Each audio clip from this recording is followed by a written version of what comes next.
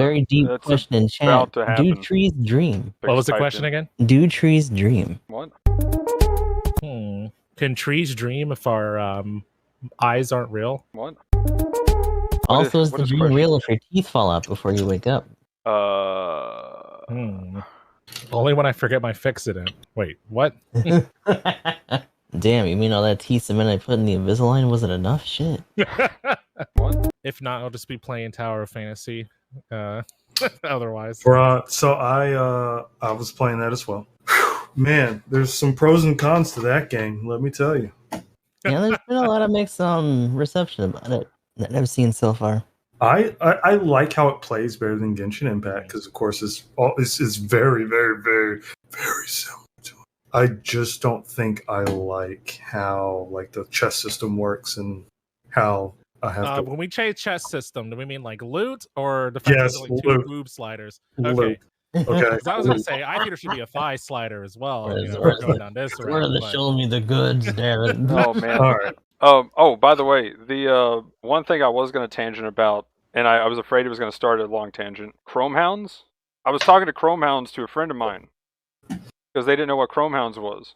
Xbox 360. Oh Ooh. yeah, my favorite, probably my favorite mech game I've played. 10 out of 10. I had a realization though, explaining the game to them. I played a triple double, is what it was called. I was a heavy gunner triple double player, and most of the time, you blew up the enemy base with that setup. And I realized, oh, I even base cheese back then. Well, darn it. Well. The origins of the support main over here. Some things never Oh, change. right. I tried to Old find toxic Magnum. I found the easiest way to like blow up a base from a mile away. But yeah. Hey guys, how's it going? Welcome to another episode of Downtime in the Hangar, where we talk about all things GBO2 and definitely not tangent ever. Not once. Mm-mm. Guaranteed. And this week we got a guest. Vion, how's it going? Me? Hi, what's up, man? It's going pretty all right. What's up? How y'all doing? For those who don't know you though, what do you do? What do you got going on? Stuff like that. Well, on the weekends, I like to post up on the street. No, I'm just kidding. Hi, everybody. I am mostly a person who does things on the U of Tubes. Mostly Gundam content on YouTube, other games, everything in between, all around your friendly neighborhood. RedWolfVion. That's all I have. Cool. But if you do see him on the streets, that's the guy in the cardboard box that says Gundam written on it. That's just on the weekends. That's right. Yes. Yeah. Yep. That's my my RX-78. Cargo box RX-78. A true work of art here. For real though, there was like a cosplay like Optimus Prime. I'm like, I was like, do you know what Gundam is? And they were just like, no. And I'm like, I'm disappointed. And just walked away. Just busted his death. I was just like, if they said yes, I'd be like, okay, you gotta do this only with Gundam. And I was gonna be like, how can we make this happen? But no, no clue. So I was like, I'm out. That's an interesting. I mean, I guess not every mecha fan is about every mecha, Mhm. but I feel like if That you should have been the reverse meme, though, right after the Olympics. Right. right. Magnum should have been like, oh, you know, the Transformer I was at the Japanese Olympics. I'm like, oh yeah, that one. Yeah. Oh, no. I think this was before that though. Oh, that's sad. Oh, oops. But yeah, joined by the usual suspects though, Gustav the 13th Yep. and GamingEmblem. Howdy. So what have you guys had going on the past week?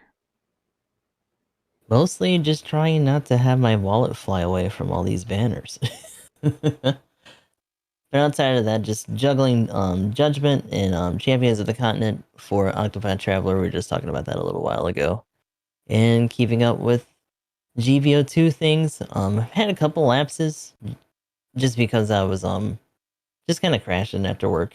So I was doing some catch-up streams during like the day after I got out. But we should be back to a normal schedule pretty soon. What about you guys? Yeah, as far as my stuff goes, same old. Instead of talking about like, you know, what I do online, I'll drop a little bit of heads up for everybody because this happened at work today.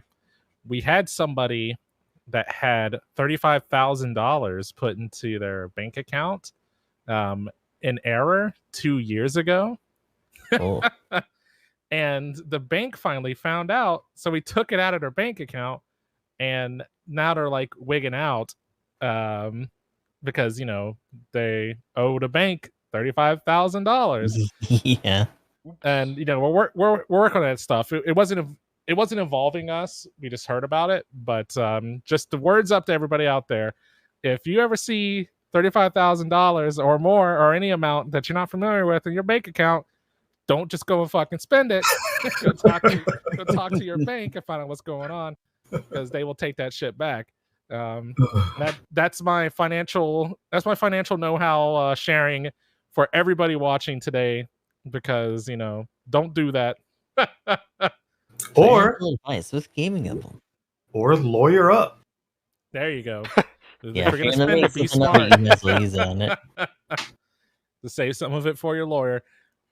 But yeah, so we were dealing with some of that and other things today. So fun work day. And then for me, oh, good. No. I was just going to say, I'm just trying to survive on Gundam without, like Gustav here, just doing the grind, pushing out stuff, and outside, my like, wallet. right? It's just like my wallet it's like a bat at this point flying around my room. Come on, bro, I gotta catch it. It just won't stop. But I've been actually playing like Terraria, Monster Hunter Rise on the side, and Tower Fantasy that recently just came out. Other things. It's too many games. Too many games. Yep. The classic. The too many games. Trust me, I know about that. Oh yeah, he does. Yeah, and then I can't escape from one game right now, but escaping from Tarkov is hard. But He said it. He said the title. I said the thing. Although they did just show off a new map today. Man, there was so many podcasts. There was like a Path of Exile announcement podcast, and then there was like Tarkov announcement one. I'm like, oh. But anyway. But yeah, speaking of the Tower of Fantasy, I'm hearing a lot about that. And then also apparently it just released yesterday at the same time. So supposedly. What is this fantasy that is a tower?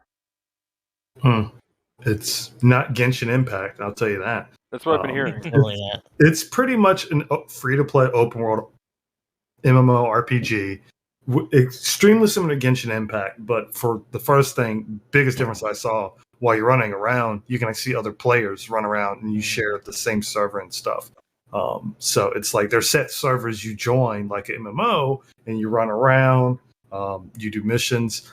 I like the mobility a lot in this game. I don't know how the whole, end game grind is, but it's, if you've seen Genshin Impact, think of Genshin Impact meets God Eater meets Code Vein setting almost. Yeah, I can see that. Just from seeing like some of the tutorial stuff, the aesthetic's very different. Yeah. I think does it literally look just like Genshin though?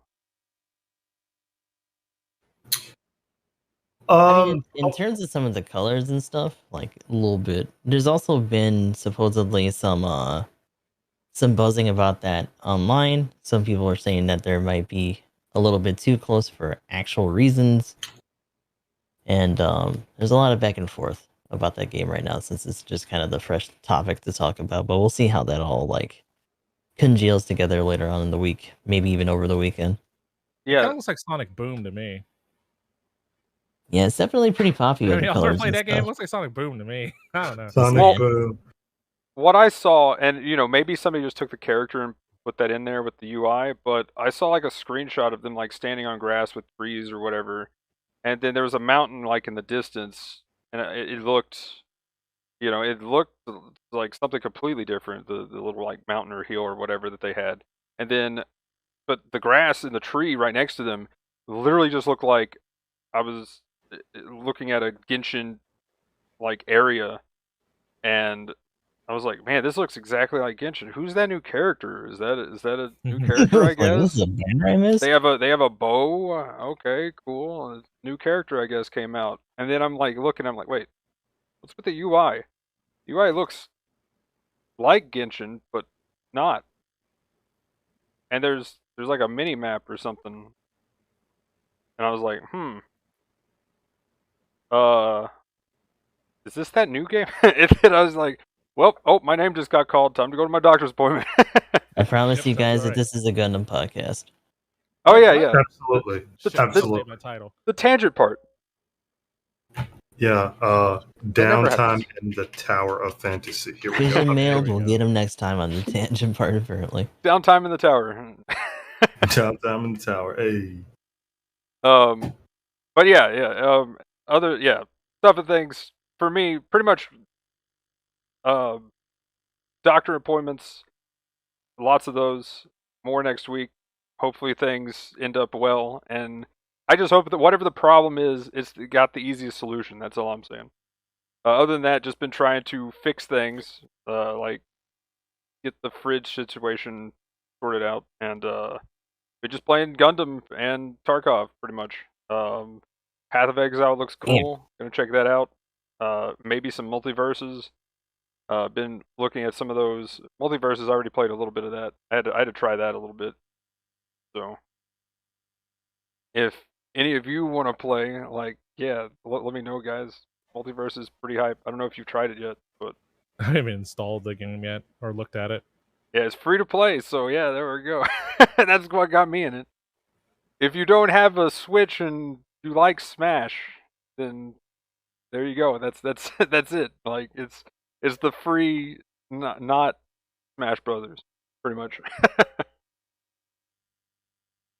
I mean, LeBron James is in there. What's not to like, right? I mean, I just go Ultra Instinct Shaggy, but which is actually a thing in the game. It's canon. Yep, and then Wubba Lubba Dub Also, Dub. some of the skins Soon. are really fun too. Oh yeah, they've got some pretty good skins too. Like the Shaggy one, like is very Again, dapper. though, moving on. Oh yeah, yes. Gundam things. But yeah, that's pretty much what I've been up to. So I guess first topic before we get into GBO2, everything else. Vion, what do you think of the evolution stuff and Battle Alliance and whatnot? Bruh.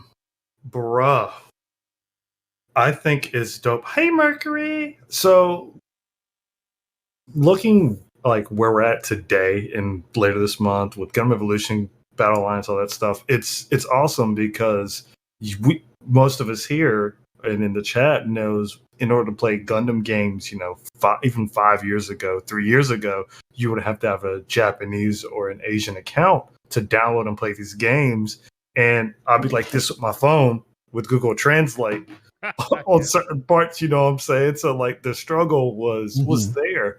And then we had to get like very creative with ways we played the imported Gundam games and everything. But I digress. I absolutely love it. In the last 3 years, I'll say alone, we've been able to get don't kill me for saying this. We were able to get a Gundam Breaker game localized. We're able to get Gundam Evolution localized. We're able to get, Battle Alliance over here. We got, theatrical releases of narrative. You know what I'm saying? Like that's a lot. And same thing with, oh my gosh, I just forgot the last one that came out with the Zai. Was it Zai? I don't know. Zai Pi. Hathaway's Flash. Hathaway. Oh, the G, Like when that stuff coming out, I would have never realized I would be able to go to movie theaters to see an animated Gundam movie outside of the unicorn stuff. But I'm really excited. I feel as if a lot of what people do with the fandom, such as us, doing podcasts, streaming, buying their stuff, the Gunpla, has helped bring it to where I'm glad where it's at, but I want to see it to go further. I love it. I love the idea of we're now having, Gundam stuff in English. I love that Gundam is even that more popular than like even when Build Fighters came out. I feel is, and when Build Fighters came out, you all know that was like the peak of gunplay. You know what I'm saying? But I legit I would have never imagined our interest in Gundam to kind of be blown up to a sense where a lot of people come into the fold enjoying it. So Yeah. I'll stop talking because I can talk forever about how much I love the idea that we now have English Western releases for our Gundam titles. But we in there, y'all. We in there. We did it. Definitely a big one. For sure. I mean, And our SDG non-Gundam generation is actually coming in there too for the mobile at the very least. Yeah. Which is going to be bringing those stories along as well. But it is nice because Gundam dragging more SRW 31s or whatever too. That'd be cool. One can only hope. Or maybe there's been a lot of speculation about them maybe coming up with some other stuff in terms of like either OG or just like a whole other one, since they've been doing like those concerts and some other things like that.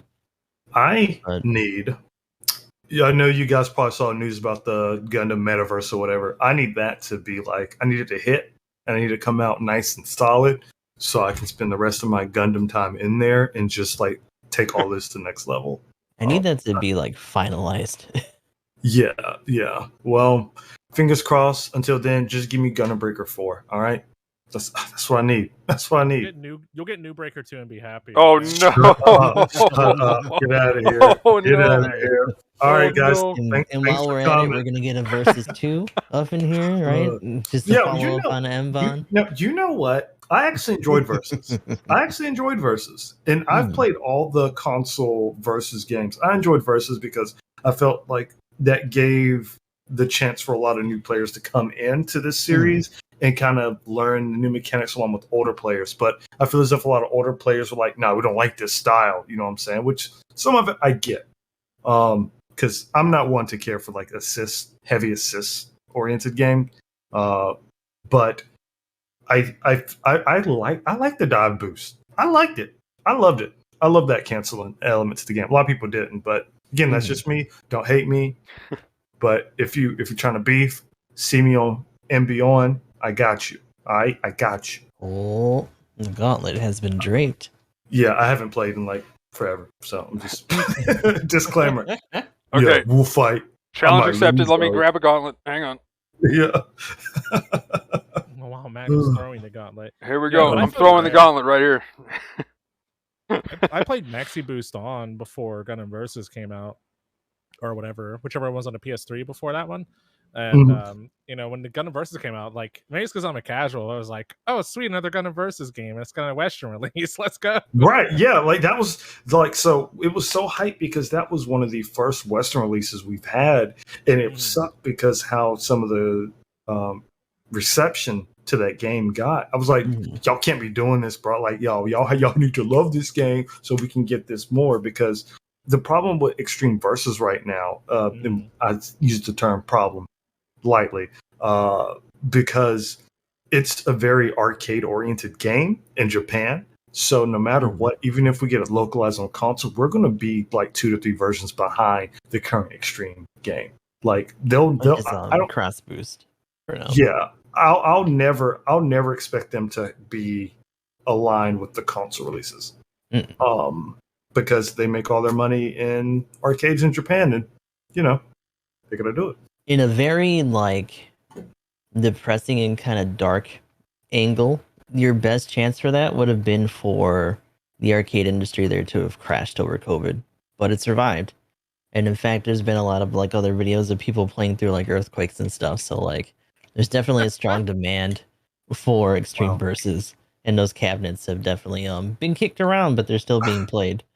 You cannot inhibit the desire to overcost. No, you cannot. Right. You cannot Definitely cannot. The desire to co-seed mold. I'll go first. I'll go first. Overcost every day. Let's go. There's an earthquake. We gotta go. No, I gotta beat that Gerbera Tetra. No, man, give me that one more and give it around back. one more. Oh man, but I would be totally down to play a Versus game any point in time as well. They're fun. Enjoy it. The I think too. I mean, you pretty much like spot on for everything that I was going to bring up. Mainly, the main point I was going to bring up was just the fact that we're getting all this content is insane. Like, just someone's like, well, we're just getting a few games. I'm like, yeah, but we're getting a few games all at Within once. a matter of Like, years, and not they're across like also a decade. yeah, and then also not only are we getting a few games, but there's content coming out. They're actually contacting creators and doing stuff, which Mhm. the only time they would do that would be very big names, would be the only other time that they would do that. So it's just like now there's actually some, community building with it at the same time that they're doing, not just, we're getting a bone thrown in the version of just a game. And I'm like, big Gundam content, and then the giveaway that they're doing right now for That was a big one. I was surprised they did that under the guise of GBO2 as well. yeah, and then also it's just everybody like what? Like I was not expecting that. Like,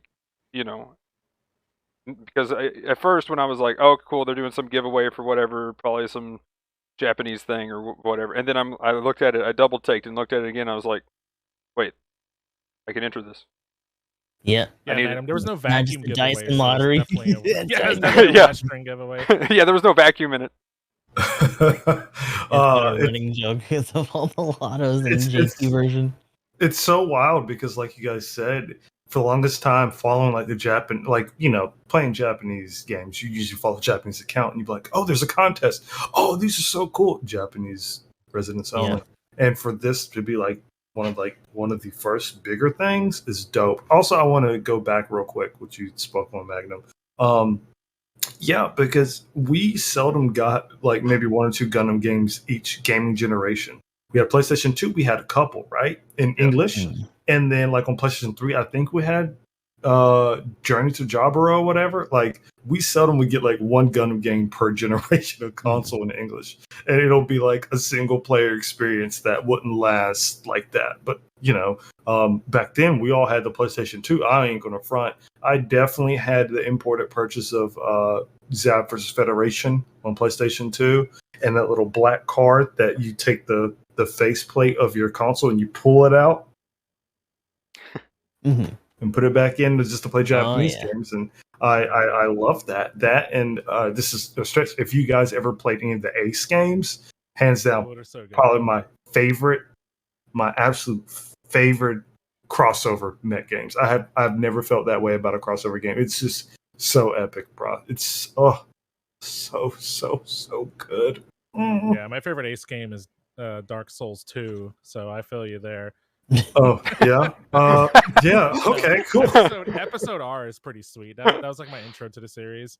Even though it's not everyone's favorite, but I'm right there with you. Those games are fantastic. Yeah, Ace 3 was hands down probably like the most impactful to me because that one encompasses like a lot of the characters that I grew up watching in Gundam and like in Macross. Like when I have like Isamu, teaming up with freaking, like Kira, I was like, what is going on? Like all this crazy stuff. And the soundtrack was on point, dude. The soundtrack was on point. I'll fight anybody who says otherwise, but it was a great soundtrack though. One thing that I wanted to add too, just kind of touching on Magnum stuff about them reaching out to the content creators. I do think they're doing a good job, although I think there is more that I would like to personally see kind of done. Like I think one big one, and maybe it wouldn't even matter too much, but I think it's interesting that they haven't done really any Gundam-y stuff using the Bandai Namco US like Twitch or YouTube channels. Because I've seen like they obviously work with like partner creators and do stuff. Like I've seen Dragon Ball Tales of. There's like a Tetris thing going on some time ago. The anniversary is going right now. Why aren't they having a anniversary stream just to showcase the game on their main thing? Because some of those like where's my DBZ people exposed to Gundam a little bit more or something, right? Get that energy over here, right? Like Battle Alliance comes out in a couple of weeks. I would love to know if they have any plans to do a Battle Alliance stream. On the channel, they could get like, they can get their Nick from the live stream. They can get him, and like two other content creators or something like that. Battle Alliance has the multiplayer setup, so they could get a little something there. I think it'd be a good way to showcase the game. Maybe even get a chat involved. Who knows? Yeah, But that I would don't be a know. big that'd be a big push for that for sure. Because like what I think the bigger extent was just talking about back when Anniversary for Gundam was really hot. They were talking about the gaming experience in general, and like it was mostly them just kind of glossing over a couple things and then just going right back to like the usual gunplay aspect or whatever. Oh sure, yeah. Yeah. And Breaker did have its own community manager and stuff like that, and they would actually do their own streams. But I haven't seen a lot of those either. Because they used to also host them on like Facebook and a couple other things when they would do those. So even though there's a lot more on social media, like definitely their Twitter's been a little bit more hot on it than they were before, which was also, I would say, somewhere where they were falling short, at least for Gundam. Because there's plenty of stuff for like Elden Ring and all their other IPs for Bamco and whatnot. But yeah, a little bit more consistency would be interesting just to see what else they would do in the future, because this is going to be a pretty big time in terms of like not only just more IPs but like new ones too Yeah. being introduced. I'm willing to bet I money feel they'll do something for Break, or what's it called, the DBZ game, the Breakers or whatever. Yeah, the Breakers. Dragon Yeah. Ball, the Breakers. Yeah. I bet they'll have something on there for that. But Which is Yeah. funny because of how wild of an entry that is. Yeah, it's like not Dead by Daylight, Friday the 13th, Ball Z. You know what I'm saying? Like Mhm. Right. it's a lot going on. Like I'm not saying I'm not going to try. It doesn't get much weirder than But, that, like, but it's really yeah. interesting. Hey, look, knock on wood, bro. Next, you see what Dead by Daylight did? Like, hello, Mhm. dating sim. What? But going back to the whole, I feel like when all these games come out, it's also, if all of us here and other content creators, if we have the opportunity to do stuff for covered Gundam, let's just do it. Let's see who can bring in the fold and kind of just also help generate, that traffic here and that traffic there. That way we can have things justified when, they do a giveaway. You know what I'm saying? For sure. Because like we, as you guys may have noticed or seen, that some of us were actually able to do a community content contest. And when that happened, I kid you not, my soul almost left my body, bro. Because I was like, what? Are you serious? And they're like, yeah, here's X, Y, and Z. I'm like, bro, all right, let's do it. Let's do it. And that was some of the most fun I've had in a long time. Oh, yeah. Just knowing that, like you guys said, that the TLC is coming to the gun community as a whole, it's reassuring. So I just hope this means even bigger things are coming down the road. In the meantime, your boy's gonna keep doing what he does, and enjoy it. Oh, Madam, why do you have Vion's shirt? oh, whoops. Hey, Vion, you want this back? I got mine, man. I got mine. But yeah, might as well plug giveaway going on for this right now. Yeah. A giveaway? Where at? Giveaway? How? Gleams.io. Check my Twitter. And very belated giveaway for our swag from the PV event. Yeah. But yeah, going on for the rest of the anniversary, and then we'll be giving out then. But yeah, plug there. Okay, cool. Also, the other thing too, I wanted to bring up is as far as just like Gundam content and expanding on content. GBO2. I mean, we're at the point of soon trademark for the network test, but Oof. the fact that it finally branched out to Steam, or has a chance to as of current, like that is insane though. That is actually ridiculous. Like, I mean, as soon as I first saw the game, I literally looked and they had on the website, and I don't know if it's still here, if it's changed just because it is on Steam now, but there was like a PC link way back in the day, and I was just like, how does this work? Because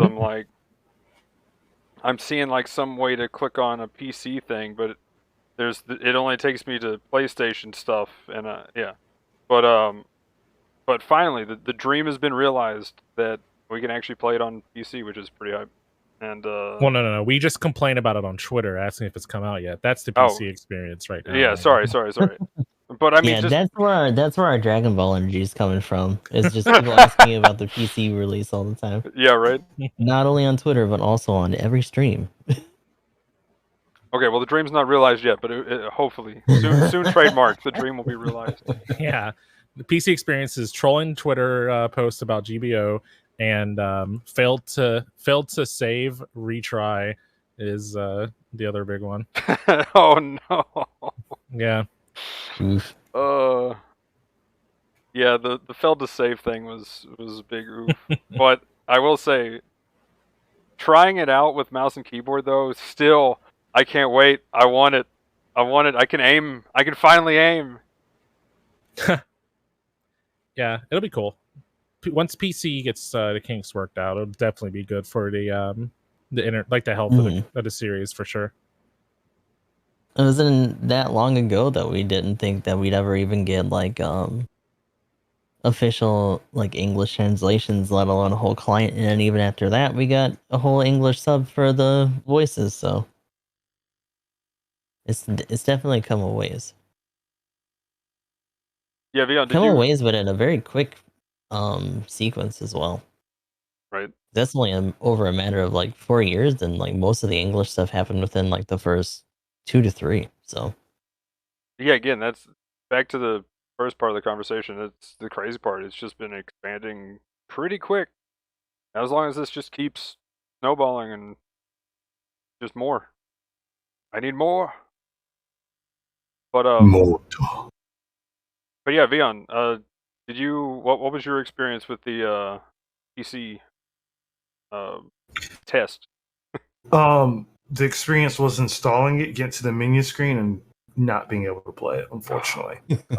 But I'll say this: I know a lot of people were asking for. Someone actually asked me in chat. It's like any info. I'm like, no, we don't have anything yet. But I promise you, as soon as the wind blows, bro. Like as soon as that account on Twitter or the official website is like, we'll have like content 5 minutes before that. Like that's how Right. fast we're going to be Right. on this for y'all. Like I promise you, I feel bad. I was like, all right, you guys don't have to keep asking for PC stuff because I promise you, no matter what it is, as soon as you guys hear it, we're going to give you guys as much information as possible.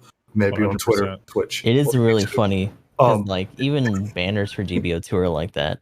Like in a matter of like an hour after the banner actually drops, there's already videos. Yeah, And it's not only just from the JPN, but like from English accounts as well.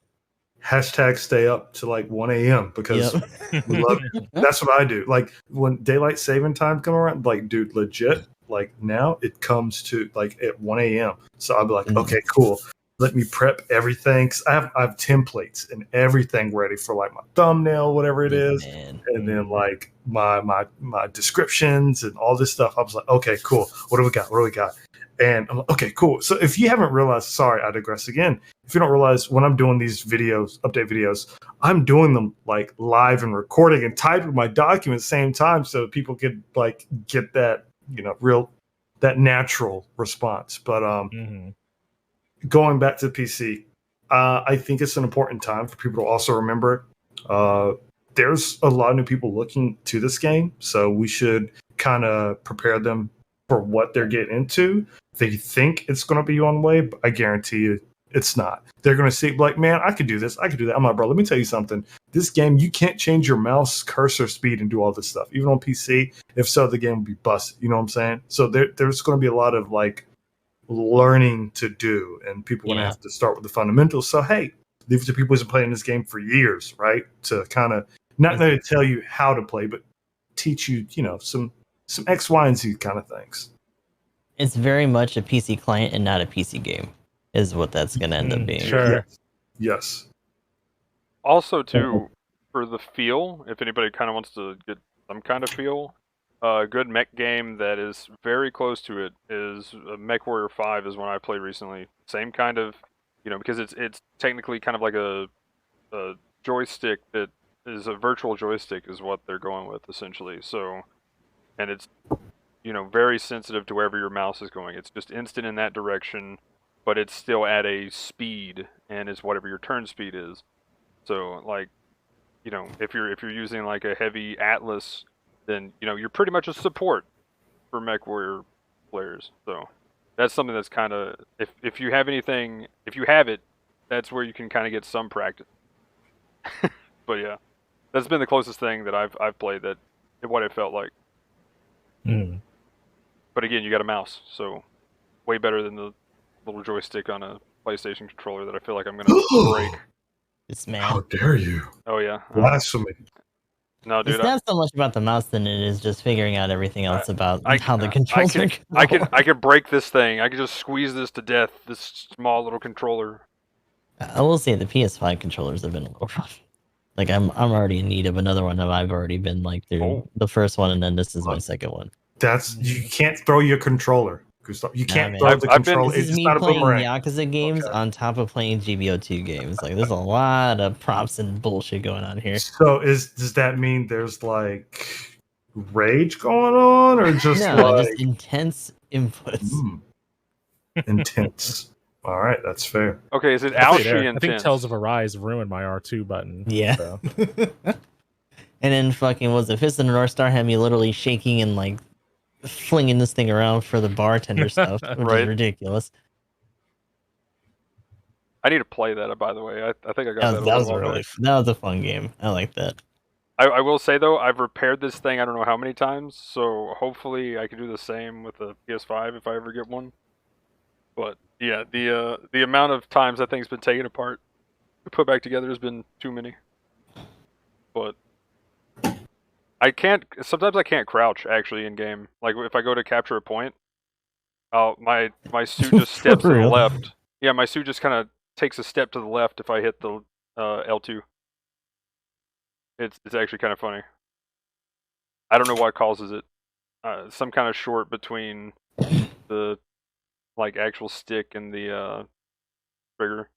But I thought about seeing if I could just put magnetic sticks in it instead. But that's getting into. I might as well just build my own. modding it as opposed to just trying to repair it. Yeah. Yeah. But I At might that as well point, you might as well build just one. get something else. Yeah. Oh, I could just build one probably just for the amount of money that would take to just mod that one.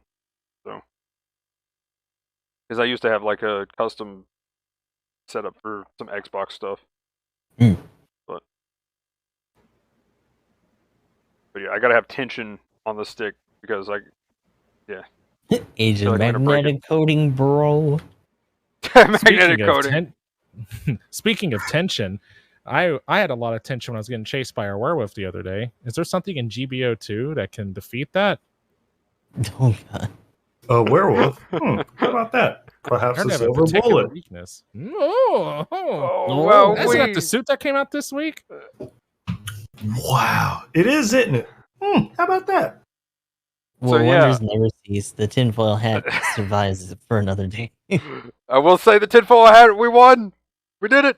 I was like, yeah, Magnum was trying to call that like a lot earlier. yeah, it was for real though. So what I did, Vion, I was like, okay, guys, clan reward.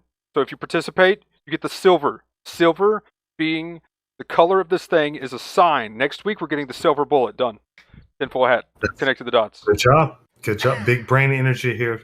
Very nice. Yep. Oh, Very Big nice. brain. Big brain Where is it? energy? The foil hat was silver too. It's crazy. Bring How it. does it work? Big brain. Yeah. The memes, they don't stop. Big brain. So what is? No, I'm about to hijack this completely. Give me this Magnum. So, what are y'all thoughts? Have y'all played with Silver Bullet at all, or anything like that? I played against it. Yes. It's definitely a solid one on its cost. I feel like when it first came out, it was kind of a little bit lukewarm. Some people were kind of griping about it in some of the chats, but I think people have gotten a little bit more accustomed to it. It's got the aggression that people were kind of hoping the Dovin was going to have in the beginning, while also still having like a huge like tool case of weapons to just cycle through and do stuff with. So that crazy showcase that you saw before it got absolutely smushed in Unicorn is actually useful in this game. Oh, how about that then? Well, it's interesting. So, I saw it. I was like, oh my gosh, this has to be a support general, bruh. Yeah. I So, know. I was heartbroken a little bit, bro. Like on a scale of 1 to 10, it was like a 13. Cause I was like, bro, I need me another support suit like now. And it sucks because I was like, okay, cool. I'm just not gonna get Banshee. Like I think I was 2 steps away from getting guaranteed. I was like, dang, I hate this so much. I hate it. But I was like, no, let me just stop because I might regret it. They're gonna be like, surprise! I was like, bro, I don't want to be in a situation where like I would rather miss out on Banshee than miss out on a support that I really want to play with. Mm. No offense to give out Banshee players emblem, but it is what it is, man. I'll shoot you down one day or One another day. day. Trying to get in there. Yeah, don't worry. I heard silver bullets are, well, maybe not. Maybe we won't even see them because they're 50 cost down. Yeah, just go play. I heard unicorns are really good against lions, probably. Imagine. You know, the support thing too. I was expecting a support because we got like, you know, general raid, so I'm guessing support next week probably. But Mhm. yeah, same thing. As soon as I saw this thing, I'm like, yeah, this is the support Dovenwolf. We had like, it was like leaked that we were gonna get like a support version of it. This has got to be it. Look at this thing. Look at it go. Nope. General. General. What? But also at the same Mm. time, Considering how eclectic it is, it makes the most sense. yeah. I mean, with how aggressive it is, fair enough. I do have a question on one of its skills, but before I bring that up, um the other thing with the support thing, like I went the opposite direction. I was like, I want the Banshee, so I just yeeted all my tokens for it, Hmm. and we'll talk about some of the rage that happened after, but or here later. But like, yeah, I went in the opposite direction, and if there was a support that was a 4-star or something that was support that I really want, I would just be like, yeah, I get to rage even more, so yeah, sure. I'm just gonna become a raid with how much I'm gonna be raging here, if I This see a man's support too big soon. Angie. But I just want to commend you because I know how much that hurts your soul. Like I can, like yeah, because I did not expect them to do 2 4-stars back to back, and it's just like I love Banshee's design. Like it pains me so much I didn't pull for it, right?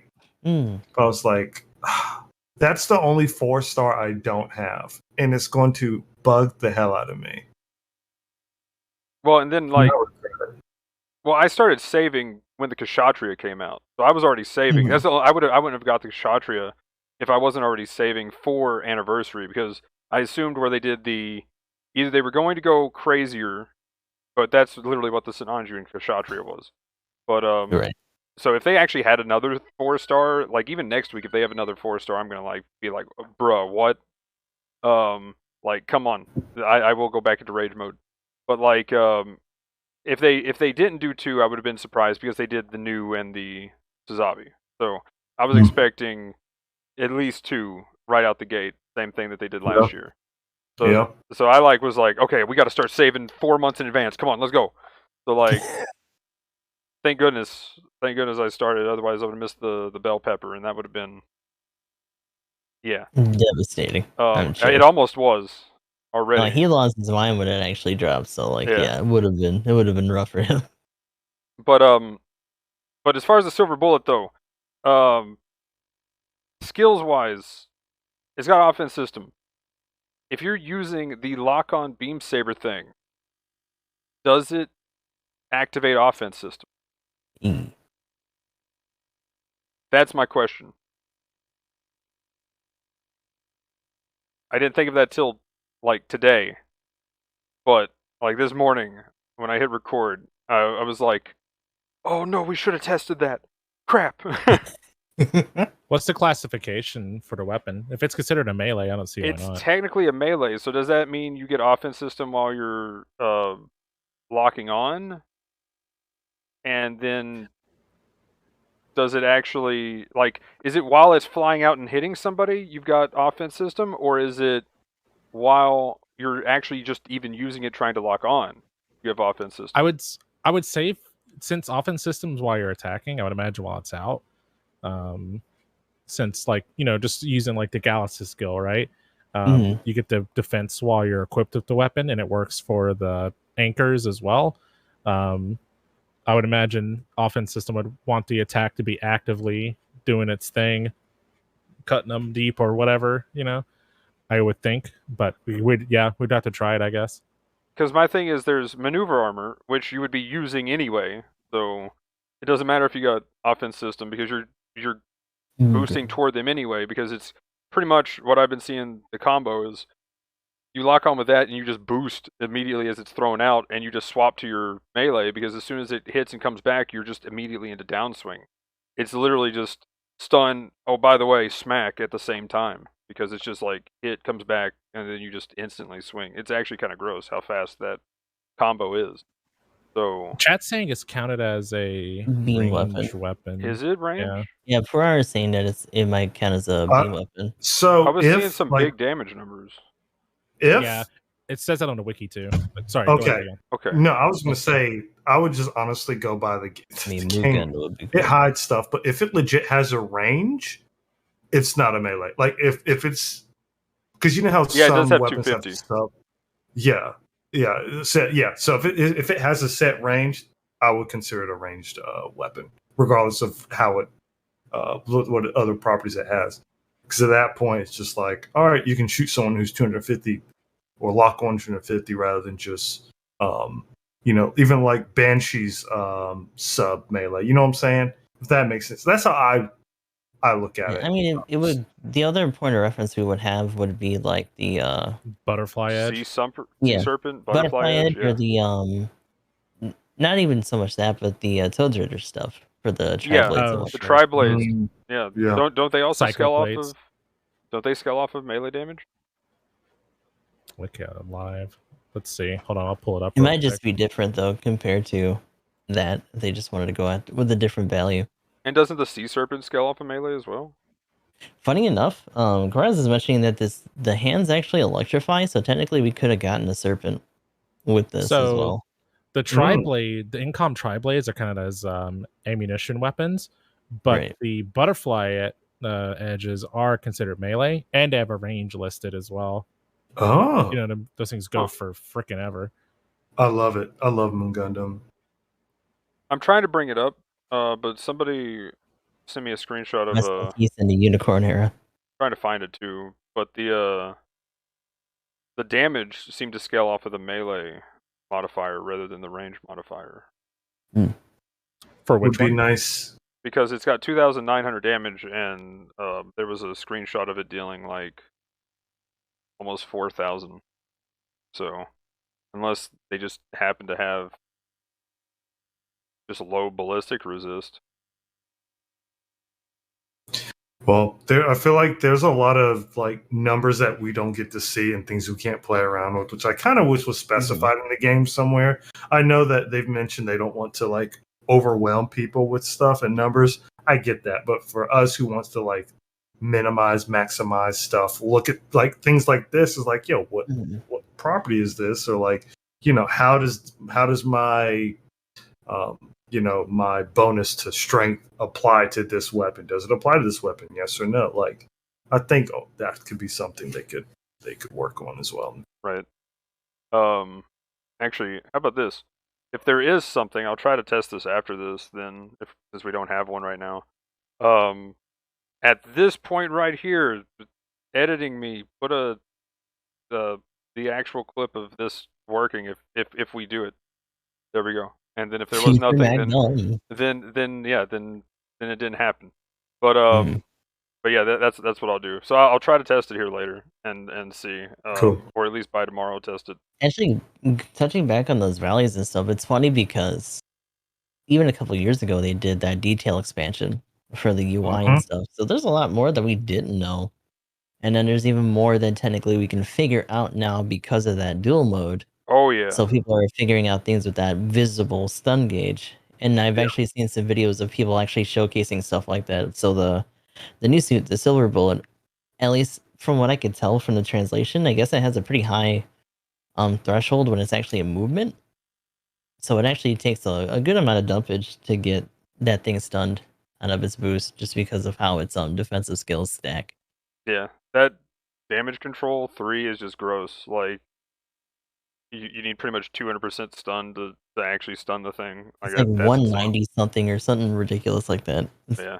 So like that's its big deal. Anybody who played the SCR is probably right at home with this thing. That's what Mhm. I've been comparing it to. It's there, but bigger and with more shit to throw at people. So, Yeah. with silver bullets, what's its like out of all of its kit? What's its longest range? It also has a proper shield, though, right? No. Really? Unless it does, and it literally doesn't have room to fit it on the stuff. Does it actually have a shield? I thought it had something on its arm, but I might be mistaken. I mean, what it says, it's a left arm buffer, special So buffer. it probably just So has, okay, Cora says no shield, so it Yeah. probably just has like a defensive thing for it. and that was the other thing I was going to bring up. Buffer, yeah. Which, well, actually, oh yeah, we can backtrack, but not to just completely derail this even further on the crazy tinfoil hat stuff. Please. Here But- we go. Bag. Look at the shield; it's got missiles. I'll pull it up in the video. Oh, It's got here missiles we on go. the shield. It's the space type. It's the Jigen shield. It's got the missiles. Yeah. And it's got Vulcans. If you zoom in on the head, it's got the Vulcans. They're actually installed. The missiles on the shield are installed. The Vulcans are installed. They just ran out of weapon slots. What does this mean?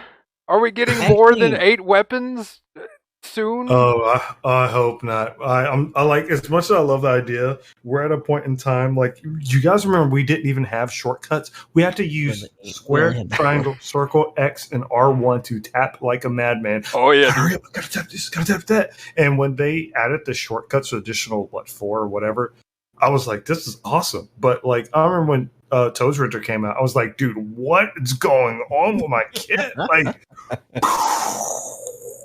I was like, yeah, I need to take a break from this cost right now, dog, because I can't even do this. Dovers, Dovins, fucking See, Zissas. all this shit. Zussa was mine already. Where I was already rocking the Zussa. Like, yeah, let's go, more weapons.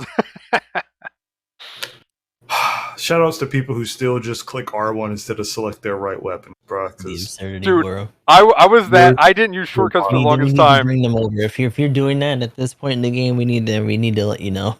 We need to sit down and have a talk. Like, look, there comes a point in everyone's That time. is bare minimum at this point. Okay, real talk. For the longest time, I only R1 because I was like, I don't play raids or generals. I don't need to do that. Then I started Until playing they got raids and faster. generals, and then I was like, okay, I need to do that. And then I started actually using shortcuts. But yeah, for the longest time, I would just, which I mean, it was just a Zaku Back when cannon you were doing, yeah, I was gonna say that's when Yeah. you were running Zaku cannon super hard to or climb. Dom Barrage You know, even. When things were Or simple, like you had weapons or whatever. you had one gun and a sub, maybe 2 if you're lucky, right? No problem. Now, in regards to a support, like freaking full armor, everything is like, bro, I got missiles here, missiles there, got leg grenades, got a grenade launcher, got a cannon on my back. Personally, I love it. But at the same time, I'm like, dude, I don't remember what is what. I remember the first time trying to play with Bullfrog. Or Bulldog. I keep Bullfrog. getting No, confused. Bullfrog. There we go. Let's go. It's the Bullfrog now. Yeah, the But thick legs, like, though. I didn't. I was like, dude, should I use this one? Should I use that one? This one I can move. I can move while shooting. Okay, cool. So I had to go back and remap it. So I do actually like the mapping where it is now.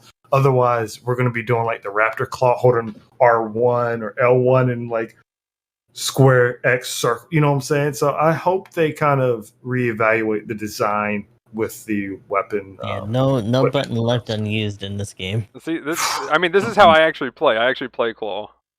Where I hit So X. I play Claw. I play Claw as well, depending what suit I'm using, because of my controller configuration. I just did it so long back in like Boxer Claw days on Halo 2, so Also, the qualities on Monster Hunter, so. Oh, PSP. Let's. Oh yeah, dude. Hey, where's my Gotta break your PSP? fingers a little bit. Bruh. People don't know. People don't know. But There are some people that physically got like hand pains and like conditions from doing shit like that and on like 3DS in the early days. hand stretches every day. Always do hand stretches before playing with a controller. There's really good hand stretches. Anybody needs videos, just ask me. I can send you videos for good hand stretches. But as far as the silver bullet though, for real, if we get more than like 10 weapons, like I was full tinfoil hatting it this morning, being like it's definitely got 2 more. What does that mean? What weapons will we get? But the thing is, do you think they just felt that the Vulcans were just not necessary, or like I think they're what? starting to get to that point. Silver Bullet is definitely like the everything in the kitchen sink kind of suit. And if there's going to be other suits like that, I think it's going to be just like aesthetic weapons, things that just don't get used, or if we get like double Zeta level like expansions. But they'd have to figure out some sort of other way to implement that so you can actually switch to them properly. Yeah, see with the swapping thing, like you would have 8 slots. Maybe you could, choose which weapons you want to use, kind of thing. Or, what I thought was crazy, you still can sort through them with R1 and then just pick your 8 ones that you want. But then there comes balance things with that. But at the same time, PC, all you gotta do is just for your weapon swaps, you're just like, okay, 1, 2, 3, 4, 5, 6, 7, 8, 9, 10. It's just a button press and you swap to it. So Could be a thing. That's a good point to bring up, but I hope not. I'm stuck in my ways. I don't want, back in my day, we only had slots for 8 weapons, but before that, we had 4, and we had to use one button to cycle through them all. You spoiled children. Yeah, could you whippersnappers? I was born in the weapon swap. Yeah, no, you'd be like, ah. It was the style at the time. Back in my day, I was in my prime at 350. Ground, jungle. Oh god. Oh no, no, not the jungle. I remember when the Easy 8 used to knock Good down old everybody Joaquin for Garrett downswing. Mm-hmm. Easy 8 had that gorgeous broken down Just had swing. to eye to everybody. It's like, well, I mean, Back when that had like the Mark II level ire to it. And even Oh, that's right. dated too now. like there was Mark II, and then there was like even like the Mark II is dated. Like it's crazy. I'll also say I'm starting to see Hayukushiki get dated because that's my raid baby. So I went into a duel match. In I am. 2022. I was like, right. I went in a duel match. I'm like, yeah, I'm about to rock Hayukushiki, bro. I think it was 2 raids. Yeah, it was raid versus raid. Tell me why the opposite team had both Quebly Mark IIs. I was like, bruh, are you serious right now? And it just got buffed. I was like, meanwhile, I'm over here with like my sealant launcher and my gun. I was like, all right, bet. I'm gonna bait this out. I'm like, nah, we got funnels and funnels and funnels, and I can do everything you can do. Watch. I was like, bruh. But Mark II, the time of Mark II, it's like it's something we'll never forget because we all remember when we used to play it and you'd be like, oh crap, they got 3 Mark IIs. And like that suit was like one of the best generals to be released, in my opinion. It was one of the best generals to be released, like hands down, because it was well rounded. The kit was simple and it just performed very easily in the hands of many. And if you were expert with that suit, you were a beast. Like, oh. And now it's just nowadays that's the unicorn and the banshee, right? Right. But no hate to the Hyakushiki though. But as a support, it was funny that the Mark II did more melee damage to me in one combo than the Hyakushiki could. And the support hubris coming out. I mean, it was actually true though. The general was better than the raid at killing me. What was this? Yeah, that's why they called it the Blue Raid at the time. Yep. Once again, it was just Also, back in that day, that was the glory days of supports because we had the MLRS. Yes. Look, I will fight anybody. I'll still run MLS and put in work, bro. I promise you, I will hit you with some missiles so quick. And that's because I know we're going off topic, but that's because a lot of suits are leaning towards being like, and kind of take advantage of that. Just saying. Well, see, to kind of bring it back on topic though, too, like looking at this suit, it kind of has everything. If this thing had a dodge roll, like this thing would be absolutely disgusting. If you can also stealth up with it with the smoke, you've got the giant Wolf beam. I can't remember if the Wolf takes 10 seconds to charge, but it's an 8-second charge. But you can stealth up and just go sit in a corner and be like, "Yep, no big deal. I'm just over here." I haven't noticed it charging, actually, to be honest. Every time I got hit with that, I was like, "Oh, what? And I'm a support. Like I'm trying to pay attention where everybody's at, and I'm just getting hit out of nowhere by just a beam." And so, like, it has good long range. It has crazy incendiary rounds, 500 damage a tick, which I think is the most incendiary damage we've had, maybe. That's pretty good. Of course, it's a general, right? Of course, a general gets that. I'm biased. No. That's correct. That's very correct. No bias here. Yeah. I mean, I think three of us definitely will agree that it's got, and definitely no support and raid bias here at all from three of us, right, Emblem? Not at all. At all. Uh-oh, Emblem, have you been muted? He's done talking to us. Oh no. Yeah. Because it's been a I while. was wondering why you guys weren't responding to. I was wondering why you weren't responding to me. I don't know what's going on. We were like, wow, let's just ignore him. Can you hear me now? Yeah. Yep. Okay, so must be what I'm doing. So, okay, my push to talk must not be going through. What was your commentary on the Yakushiki? We won't even worry about it. Hold on, let me reload Discord real quick though. It might be the administrator.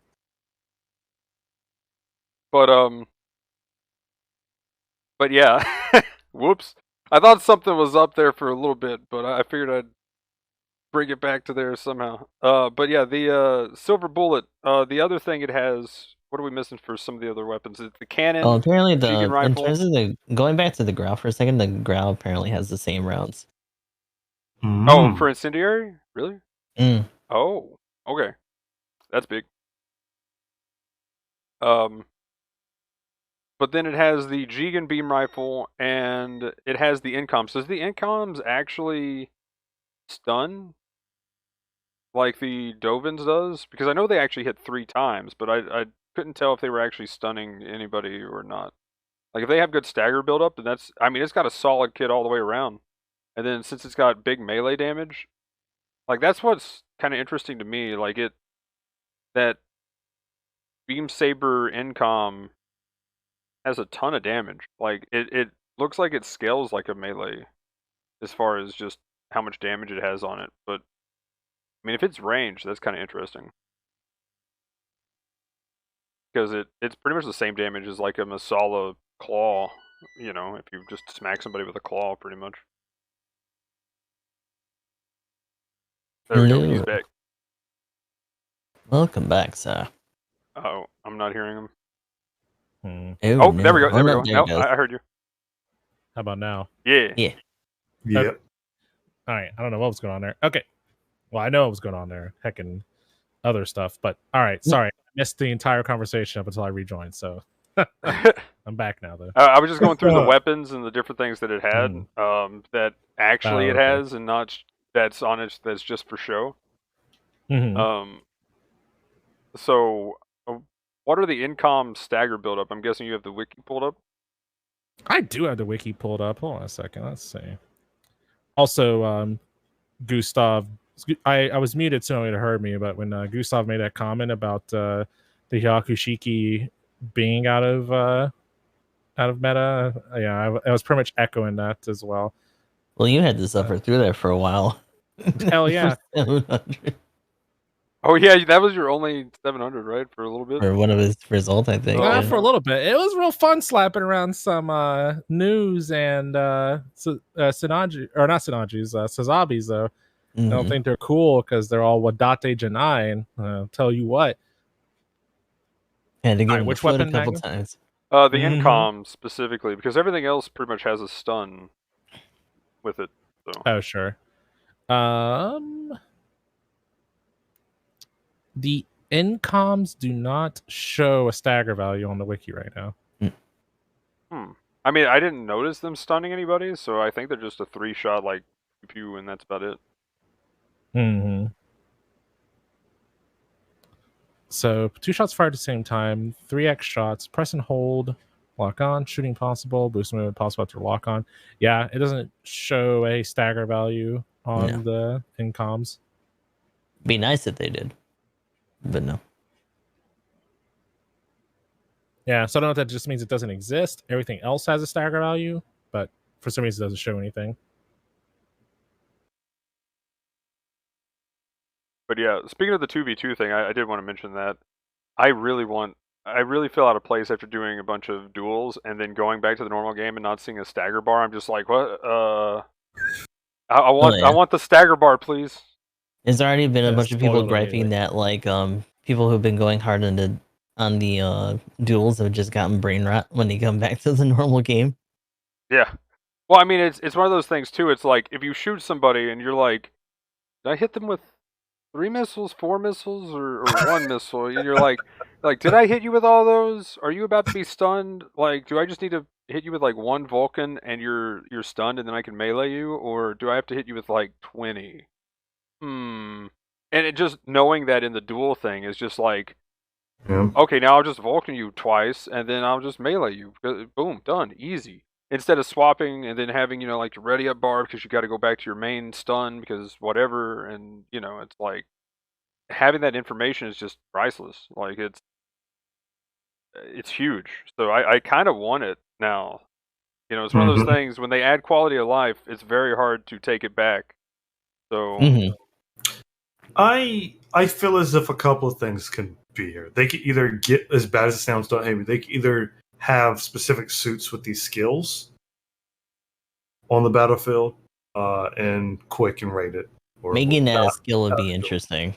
It'll be very interesting because making not even a support skill would be interesting. Woo! That's what I was about to say. Yeah, if it would be some sort of support skill, or even like if it's something observation link thing would be cool, right? Or even as an aspect for I guess it wouldn't make too much sense, but it would be cool if it was a spotting effect.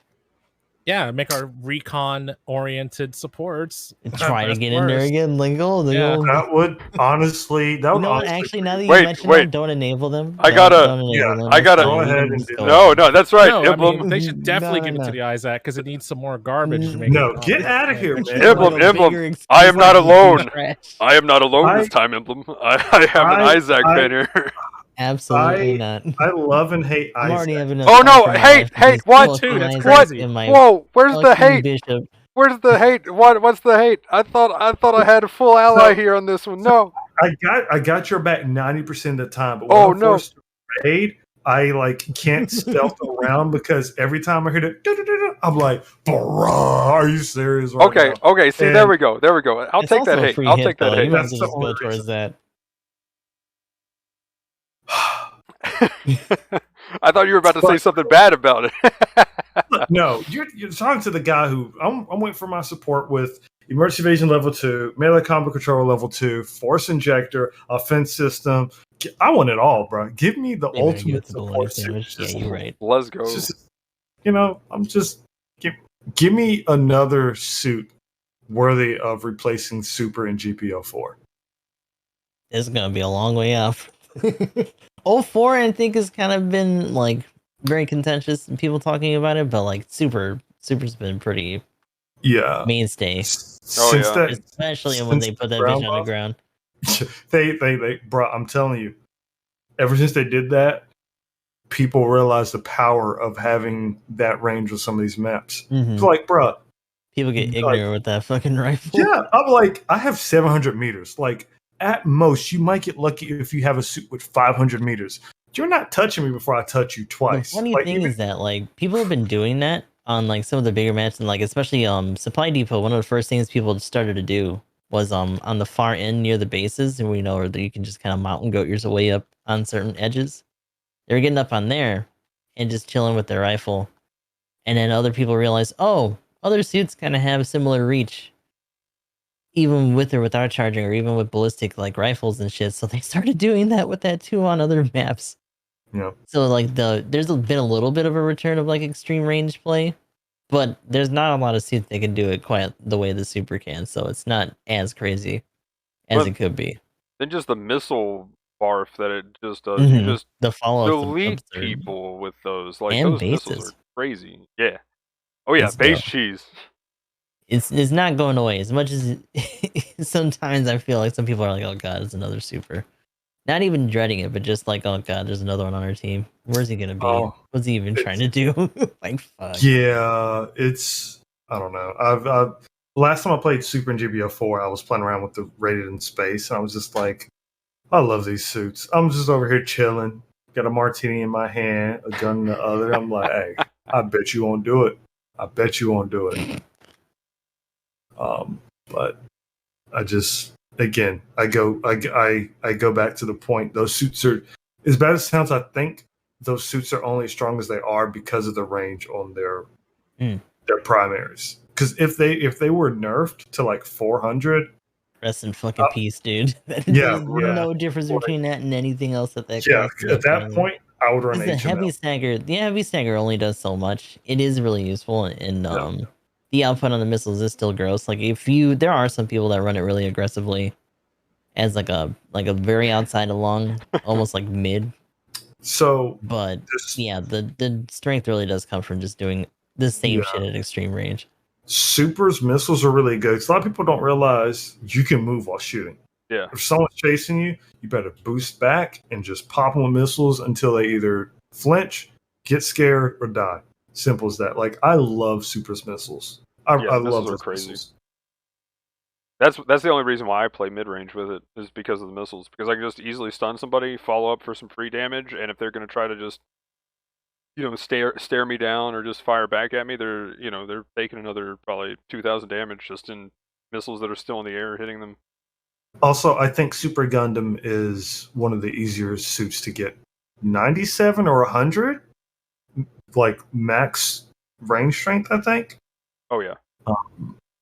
I forgot, but back one of those suits that I use is max 100, which, I mean, some people are like, oh, that's nothing. I'm like, bro, that's something, because not every suit can accomplish that at specific costs either way. But yeah.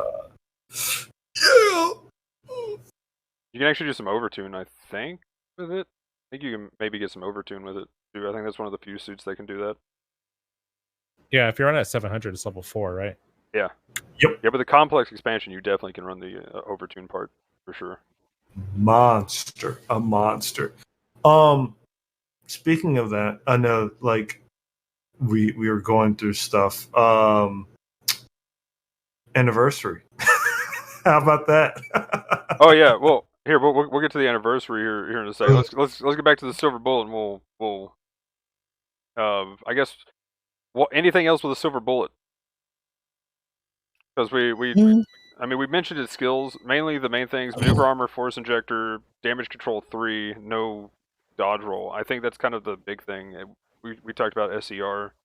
Like, do you think it's paying some kind of tax, or what? Like, why do you think they went with the damage control 3 and deal with offense system and maneuver armor? Like, that's kind of interesting.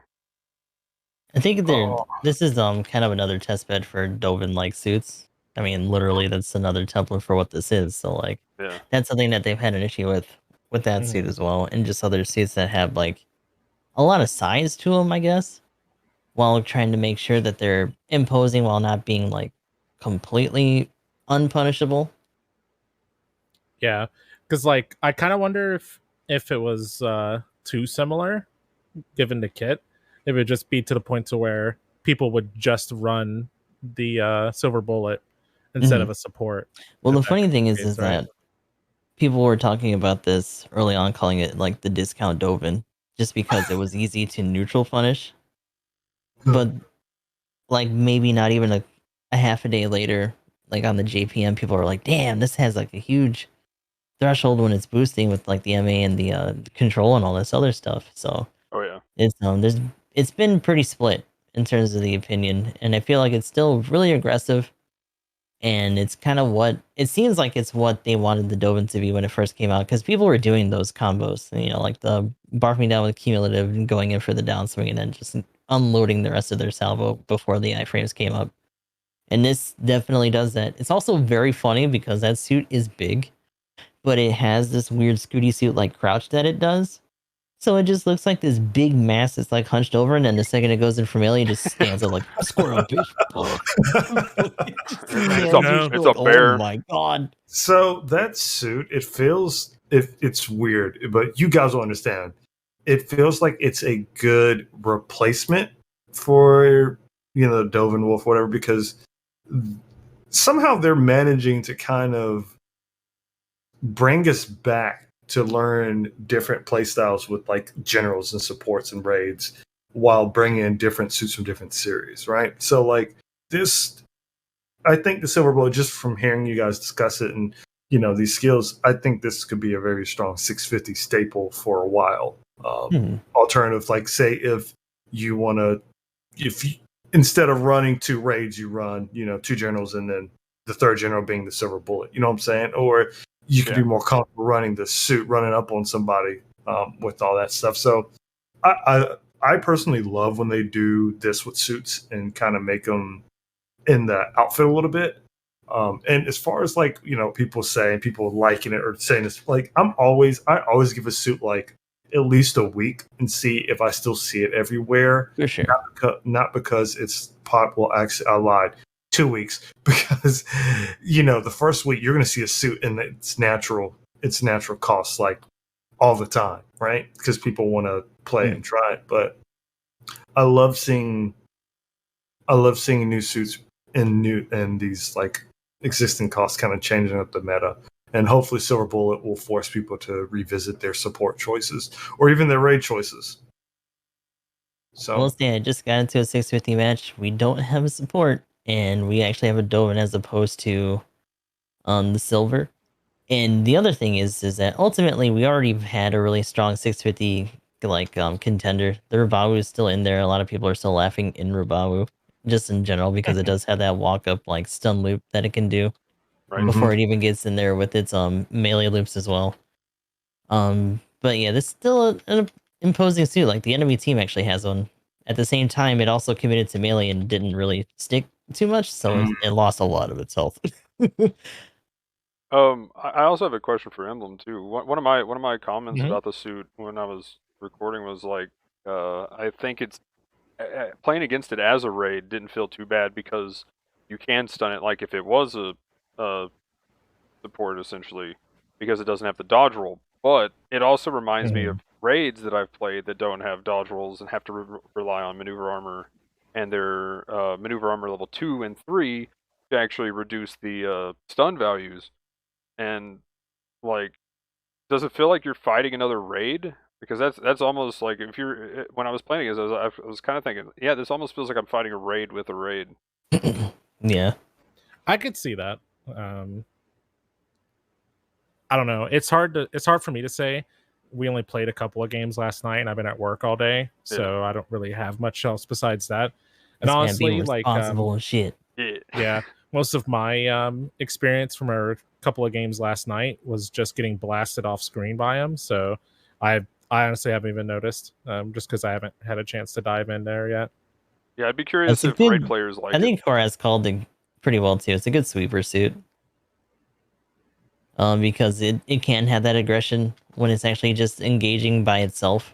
But it just has so much stuff to barf on it, like you were saying, like on the outside. So it can do kind of both roles. And I think a little bit more readily. And chat on my side is talking about the smoke dischargers and just being able to flank and unload on people as jump well. people. So. And like you almost punish people for not letting you engage in range with this suit just because of like how easy it is to just kind of switch between. So I do like how tanky it is though too. Tankiness is pretty nice. But yeah, anything else on the Silver Bullet? good luck pulling for it if you're pulling for it, because your boy is not, though. I gotta hit that pass. Very interested to see if anyone tries to bust this out in another set of clan matches when we actually hit another 650. Right. And what's going to be out at that point as well. Don't think I'm gonna bust as a wolf, a Doven wolf. Oh. Real quick before we get into the anniversary stuff, let's go through the patch notes stuff. Mainly a couple of things to point out that I'm curious. I know every time this happens, my opinion really hasn't changed too much about it. But the step up that we got this week was the one where you get unobtained mobile suits guaranteed. For me, it's about, I've got the same opinion. I'm curious what you guys think. I'm just kind of meh about it, even when it's just when there isn't, all my tokens being spent. If I just had an extra like 90 tokens lying around, I still wouldn't spend on this step up. Like, yeah, it's another bait step up, which is unfortunate because they're dangling some newer suits in there too. Yeah, But they I know think they know what they're doing. yeah. I agree because the only time, like for us who've been playing for as long as we have, it's honestly, I don't want to say it is, but it probably is a waste to spend 30 tokens on that versus a banner that has a rate up for a suit that you're more interested in, because when it says a suit you don't have, that can be a level 3 Zaku sniper that you don't have. You know what I'm saying? Like it's not a guaranteed thing. It's not guaranteed pool. So at that point, it's too risky for me. Like it's just way too risky. If I was a new player to the game, I mean, what difference is it is? What? Yeah. I don't know. But disclaimer, everyone, make sure before you pull on a banner that isn't like a natural banner, check the drop rates and check what's in that pool, because different banners have different pools. All right. Yep. So some of them are forget monkey paw banners. You gotta watch out. Yeah, some of them legit will be like, oh, we're gonna include all the DP items in this banner. And also the idea of them being guaranteeing rarity, and that means that you're not even gonna get one that you don't have. So you could just get a bunch of dupes at that rarity. Yeah. Okay, next we got the RT shop was the next thing of note. Prototype Stark Jigen, a year later, finally got it. Let's go. I haven't got to play it yet. I'm in the exact same boat, Dukes. I remember when that suit came out and I wasn't able to get it. And I saw it I was doing the video and I was like, oh, about to buy the level 1 version right now. So this is one support I've always wanted. And out of all the roles I got, I've never like pulled it. I just want to hit people with missiles. You know what I'm saying? Right. I don't even know if I'm going to use it that much. I just it's a support that's so different enough. I want it. I need it now. So please, Gib. Also, the Full Armor Slave Wraith, if you want another support. And right now, the 30% off in the ticket shop in the DP store is OP. I got... Oh, yeah? Yeah, I got both. And then there was the AR level 1 that I got as well. So yeah, I got 3 supports. So this was a good week for supports in the ticket shop. Yeah, it was. The Slave Wraith is a fun suit. I don't know how practical it is depending on your team, but I do enjoy playing with it. It's fun.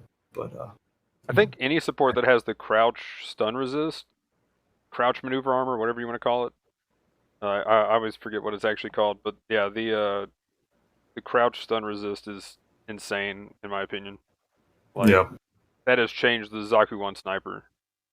Like it's actually a contender now, I think, entirely, especially with the Magella now. Like, it's just like, you want to ram with me? I got a heavy stun. I'm stunning you no matter what. Like, that thing is scary now, dude.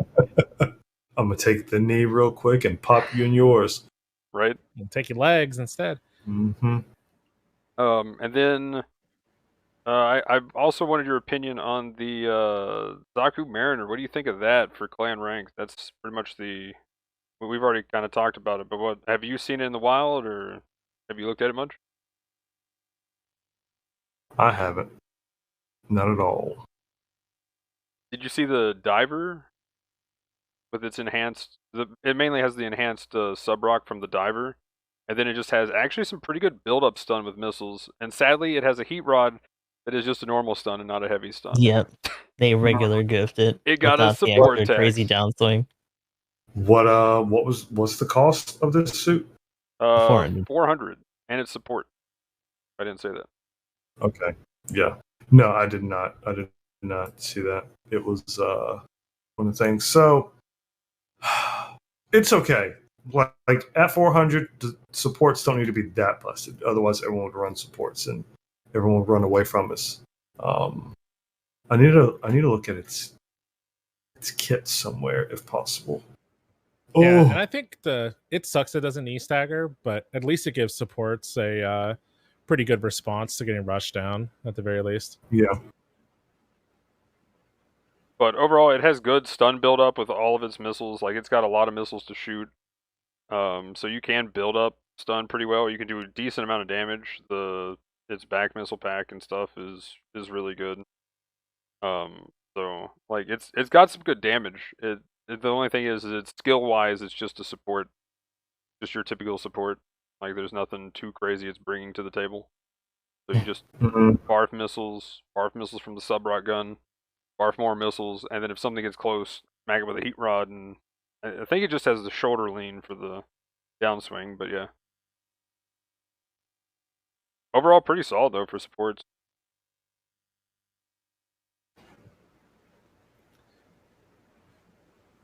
I will be excited to get my hands on it whenever I do. Top 40 this weekend, night game. Yep, that's top 40 before it goes top 100. And that's pretty much it as far as the patch notes. So anniversary. Now we're at the anniversary. There we go.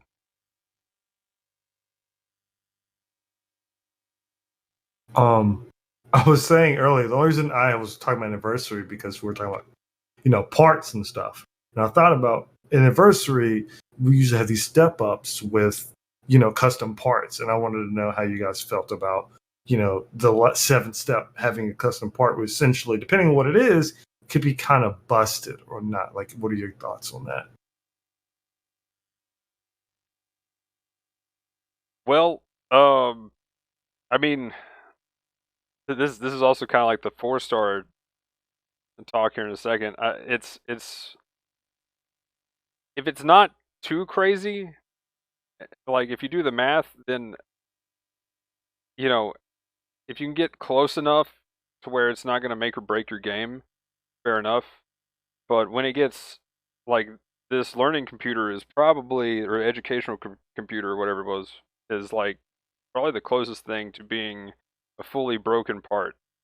Because doing the math, which I went over it last time, you're either 2% more defense and you're covering all 3, or you're 0.4%, you're taking 0.04% more damage, which isn't hardly anything at all from somebody that's covering 2 defenses. So it's pretty much the same thing parts wise, but you're also not gaining both the equal range and melee damage. So if, depending on your suit, it could be very negligible, or it could be about a 2% to, if you're doing something that definitely uses both melee and ranged, an 8% offensive difference, overall. Like that's 2% defensive and 8% offensive. Or if they do it, like I said, multiplicatively on the defense, it's negligible on the damage or damage taken, but still possibly, depending on whether you do more range or melee, or if you're balanced, then again another 8% full offense increase. So like that's the biggest part I think that we've had, because other than that one, you can pretty much get everything else from all the other parts they've thrown in pretty effectively. Hashtag math. Whew, man. No, that was just one thing I was thinking about when I mentioned the anniversary. But yes, how about that intro video though? Pretty Oh, nice. yeah. It's cool Also, they're kinda, the changing stapling colors for onto the it. cover and stuff. So now we got green unicorn. Unicorn. I don't know about y'all. I'm in love with the new theme, like the theme music. I absolutely love it. I love it. It Like hits so hard. I love it. Yeah, it goes so big. hard. I just want to sit in my menu. I'm like, don't play the cutscene. Just play this music for like an hour and a half. It's definitely quite the evolution for what we got initially. Bruh, yeah, definitely. I remember when we thought it was cool when we got the Zeta upgrade after MRLS and everything, and GBO2 just chilling. I was like, oh my gosh, Zeta? Desert background? What? Right. Yeah, look how we've come a long way, y'all. Yeah, I definitely agree there. They've been doing good stuff with like the UI and the menus and stuff like that. The game. It begs the question: next year at whatever the anniversary, like, are they going to keep adding on to the intro with the new suits? You know what I'm saying? Like, that's what they've been doing. It seems like. I like it a lot. I like it. I think it's a nice touch. Yeah. Oh, I just want to watch the intro right now, bro. Just when Unicorn comes, and it's not Swano, but it's still pretty good. It's still pretty good. Whew. Man. I am curious. Oh, good. Oh, go ahead, Magnum. Oh, I was going to bring it back to the part thing, though, and ask Vion what his opinion was. So if you want to go ahead. So when it comes to the parts, me personally, I don't mind missing out on a part because in the day, I don't feel like I'm missing out too much unless it's like after 3 minutes, your defense is plus 20, but we're not at a point there. You know, we do have the one that's like, well, plus after 3 minutes is 4%, or after 4 minutes is 3%. I don't remember what it was. Yeah. So stuff like that, I don't mind as much. I just kind of wish they came to the recycle counter a little bit faster. That's my problem. Yeah, I think if they came to the recycle counter a little bit faster, I'd be totally fine missing out on the 7-step thing. Because I think I missed out on the overtuning firing range. And I was like, dang. And here I am. Like, I guess I'll play a raid suit because I can overtune level 4 now. Psst, you know what I'm saying? And I got the heavy armor thing we were talking about earlier, but I didn't get I don't think I got the ranged overtune. I'm almost certain I didn't get it. But yeah. With the ranged one, though, you'll be happy to know that there's only like 4, maybe 5 supports that can actually use that part, period. And it actually be point efficient on your like worth slapping it in. See, stuff like that, I don't know how they did it, but I don't feel too bad. Like, I even have, we have level 5 of the offense, melee and range. Yeah. Don't even use those that much. So I still feel like the game makes up for that. And if you're at a point where you're trying to get maximize every single point, you're probably doing rank hardcore and grinding a lot. So I mean, it is what it is. You know what I'm saying? But I don't think I have concerns. I just want everyone's feedback or their information, because the last thing we need is for them to release a custom part that is just like borderline free to play to, pay to win. You know what I'm saying? Like, let me drop a couple of 10 pulls to get this ridiculous part. So I just want to keep an eye out for that and whatnot. That's only concern, because you never know. Because we don't know this stuff until that night. You know what I'm saying? Like these news is here, so we can't really see anything. But hey, that's the bad idea. You know what I'm saying? So just got to keep doing what we do. Well, and that's like the educational program part that just came out with the Unicorn. It's right there on borderline being like definitely the best part that you can get for a lot of suits. But on other suits, you can pretty much get the same effect with just base parts in the game. But my problem is, in what you said with the RT shop, like the Psycho Frame came back in the Banshee banner, and is the Psycho Frame even in the RT shop at all? No, not that I'm aware of. So is all the overtune parts going to be locked to just whatever this year's 4 stars that they come out with? Like, or is it just going to be recycling overtune parts now at this point?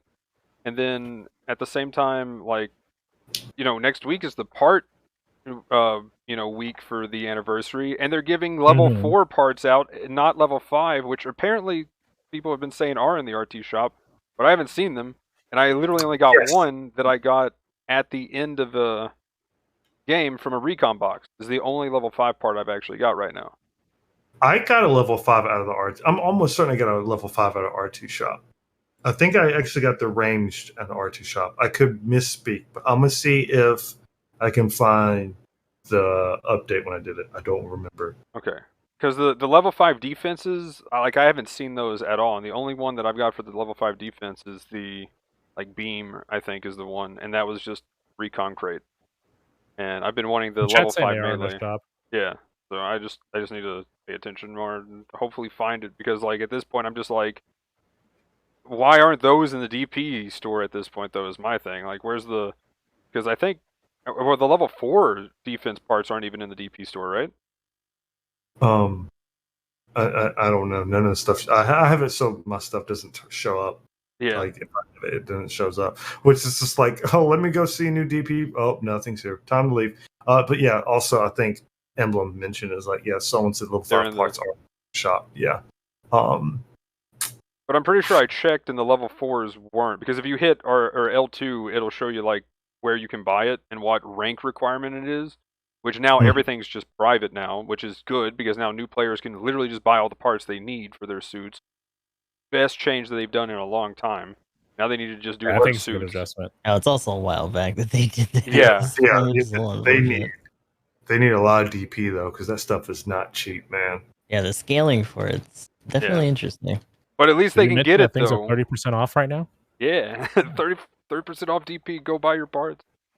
But, yeah, that's been my biggest thing. And next week I'm definitely going to be ranting on that because it's we should already have the level 4 in the DP store. We should have the level 5 parts by now. If they've been in the RT shop, they need to be in the DP store by now because they're what, 2 years old at this point? So... And, that's something that you can definitely use on a lot of suits. Whereas, this overtune part takes almost the same amount of part slots as the level 5 firing program. And it's well, you pretty much can't fit that on but 2 or 3 supports anyway. So, and if the support's not hitting 100%, you're definitely more part efficient to use every other firing part. So it's a lot of those parts I'm not too concerned with. But yeah, this one's got me scared. I'll say that. So, but just to kind of add to Vion's original question about the banners and stuff, I don't think there's a problem with these games giving something to incentivize the whales. Because ideally the whole purpose of banners and stuff like that is to capitalize on FOMO and people who just want that edge, right? And ideally, hopefully they stick to where most games like this, where they kind of just introduce things that have a small or minor edge over the stuff that's already existed. Power creep sucks and all that good jazz. We all know that, but I don't see it going away. Because that's their primary monetization model. It's kept the game going for 4 years, right? So I would say as long as it's not blatantly overtuned or something, I don't mind it as much because I don't know. I don't have it. I'm still doing fine, just like any of the other free to play players that didn't get to go for it. So, can it sting? Yeah.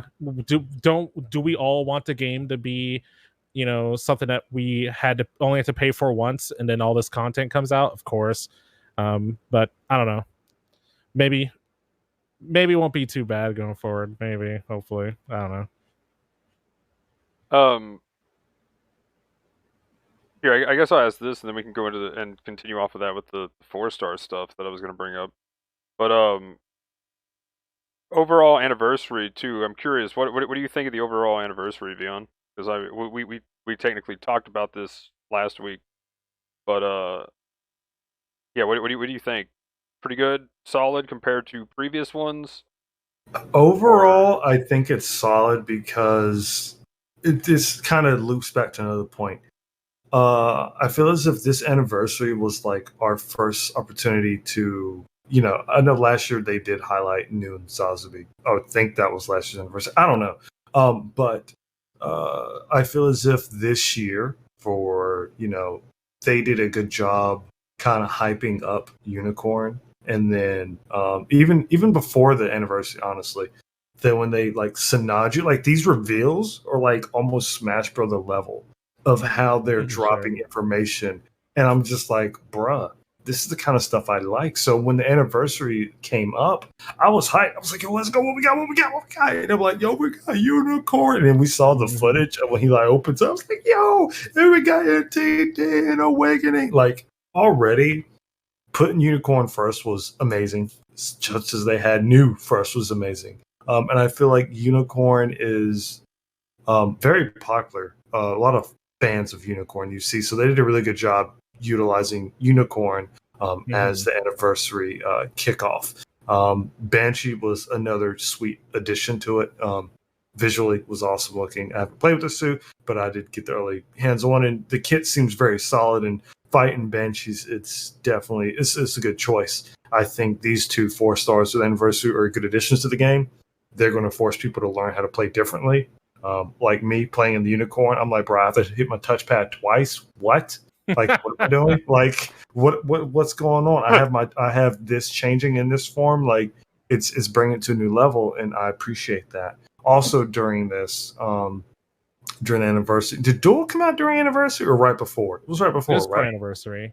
Okay, It was when they introduced everything else. Yeah. So that I think was one of the coolest game modes. I feel like is going to stick around for a little bit, or at least come back in limited time.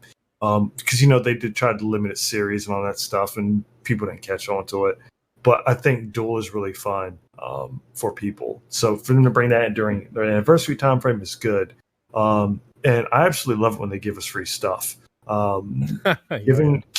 Giving people. So here's my thing: giving people more stuff based on their time playing the game is a very smart approach, right? Because come next year, if you're still playing the game, hey, bro, I gotta log in, get these days. You know what I'm saying? I gotta log in, get this, and it gives us players who's been playing for a long time, like, okay, they kind of care about us because, like your point earlier, where we pull in these banners for a suit you don't have, it's a duplicate of a suit you don't want, and that's totally fine, but when we log in and get like 6 suits for free or 2 suits for free that we may or may not already have, that gesture itself is actually pretty dope because we all know the pain you go through waiting for a suit to come through.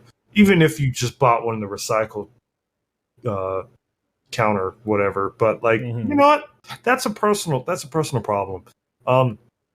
I think out of all the anniversary events that I've played or the game has had, I think this is probably my most enjoyable anniversary event. I feel like a lot of people are playing the game, a lot of people buzzing with Unicorn and with Banshee.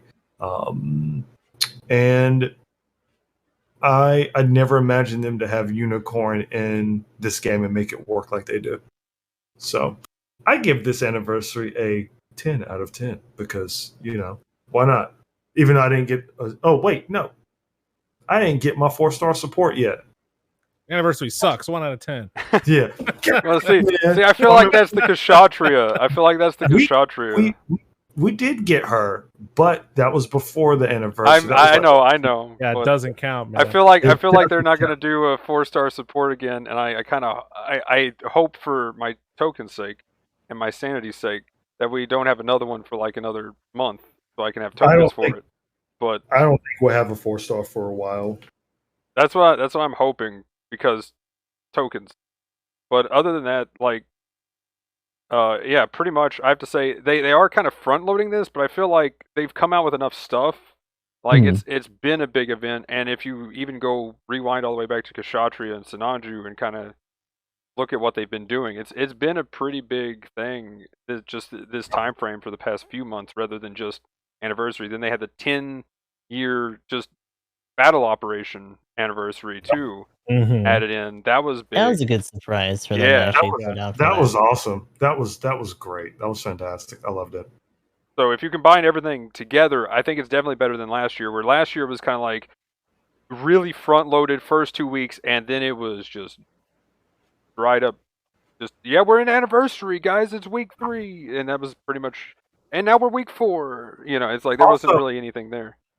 Magnum, another thing that I think that was really good is each week they have limited missions, and you get not one but 2 limited suits. Yeah. Bro, if I didn't have these suits, I'd be grinding like I'm crazy. Like, that is awesome because y'all know usually we have to wait and get like maybe 1 or 2 limited suits per event, and sometimes it'll be the same suit at a different cost, you know. But for them to give people the opportunity to get suits that, even if they're in the game already or they're new, that's really dope. I really like that a lot. So it gets people into, all right, cool, limited missions. I'm gonna grind these out within a week instead of dragging my feet. Yeah, that's the other thing. I would like to have seen at least one new suit, though. That's the only thing I think I was kind of disappointed in. But who knows? Maybe they'll come out with an extra one. Tinfoil hat week 5, right? Secret Oh, yeah. week 5. Yeah. It's gonna happen Actually, again. Week 5. No. It happened last But year. yeah, I was I feel you correct. I would like to I would like to see an extra one too, just as a long-term player, since all the event suits are recycles. But at the same time, they have some clan suits mixed in there, which isn't the worst thing ever. So it gives them a little bit of something to strive for. Oh yeah. And Magnum, I agree with what you're saying too. I think the biggest difference between like this anniversary and last is that we actually have stuff outside of the game going on that really wasn't happening all that much for the prior anniversaries, that really give it a little bit of extra flair. Just like all the Twitter stuff, the work with the content creators, us having the early access looks, Foot Dive doing their thing, the whole thing just involving the different creators and stuff like that, along with everything else they've been doing, is a really good touch. Our unicorn gunplay contest and all that good jazz.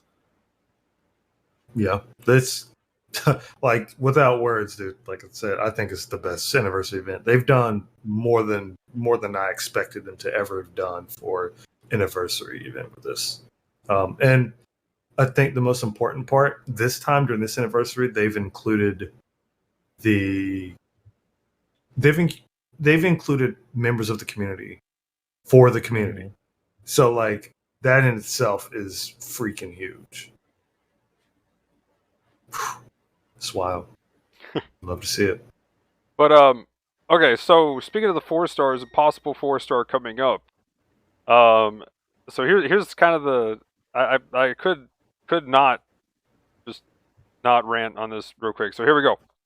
So tokens in a year. I did the math. I actually did the math finally on this. So with everything, you could get, with also some luck and some gold boxes at the end, you could have got every, not counting the new and the Sazabi, you could have got every one except for 1 4-star if you did 0 spins for the entire year. Y'all better save up. And so that means you had to give up 1 of those 4 stars. But even, and then if say you didn't get lucky, you had to give up 2. And if you gave up 2 though, and just got what you should have gotten for tokens, you could have also did, I think, 27 singles at the same time, while getting 7 of the 9 4-stars that they came out with. Which, that's kind of oof. But my point is, and here's the big thing, I think they could fix this situation for the oof part, because I tilted hard with Kshatriya. And, we talked about it last week, but, they've put a dollar value essentially with the guaranteed suit at 7 steps, right? Pretty much $200 if you want the suit. And, every token that you save up lowers that down a bit. And what I think, and I'm curious, Gustav and Emblem, now that I've kind of, shortened this down into an actual idea, like, they go ahead and they, 4 stars, they let us know a month, maybe a month and a half, kind of advanced, that there's a support 4-star coming, and then they can start building hype then. And for people that don't well, right? This, they're well off at the moment. They could throw some tokens into the game, and then they're saving their tokens, and then they're ready when that hits. Mhm. Because, like you said, most of our information, Beyond, you pointed this out. We just normally just boom, there it is. Hey, 2 days, right? So like with the, like 2 days in advance, or the farthest one we had, which was the Kshatriya with their weekend stream, like that was like 4 days. I was literally about to spin on whatever the suit was when the Kshatriya, and then I was like, oh, well no, I'm saving my tokens. The Kshatriya is coming out because yeah, and I was one spin away from that, and I almost didn't get the Kshatriya. So it's like that's why my tilt was so high that day. Because also the Kshatriya, it's green. It's one of my favorite suits. It may or may not have to do with it being green, but yeah. But then I've been saving since then. I had to skip the Nanju. There was just no way. I had to skip the EZZ, even though I tried for it because it was so good.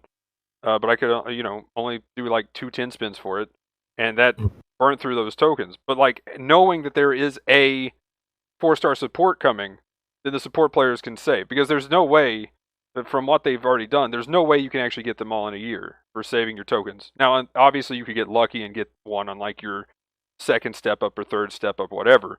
But as far as going for just the guaranteeds, there's no way. If you don't get it before that, there's no way to actually get them all just without luck.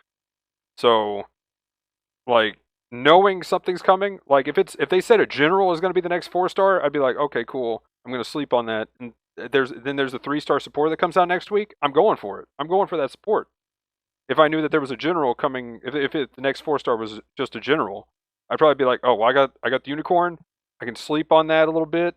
Oh, support! I want this new support that's coming out. Like I said, new support comes out next week, and that's kind of my take on it. Because then, if you're talking more toward their money, or they're wanting to the FOMO thing, like you mentioned, Emblem, like I think it actually kind of helps for the people that aren't Wells. So for the people that are Wells, I don't think anything changes. They're still going to wail for it when the time comes.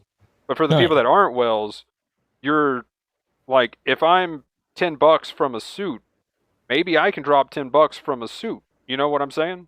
But if I'm $50 from a suit, there's no way that, like, I don't have that kind of money to drop. So if it just suddenly, boom, here's this suit, and if I could have planned for it a little more, then yeah, I could have maybe put $10 here, $10 there, and then knowing that it's coming, it's okay.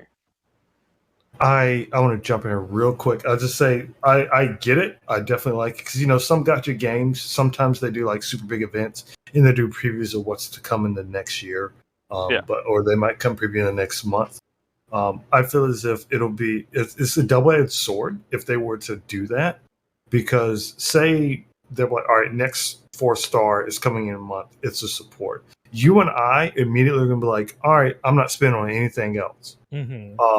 So at that point, they might be losing out on people rolling on a banner for a suit they think they might like or might be cool.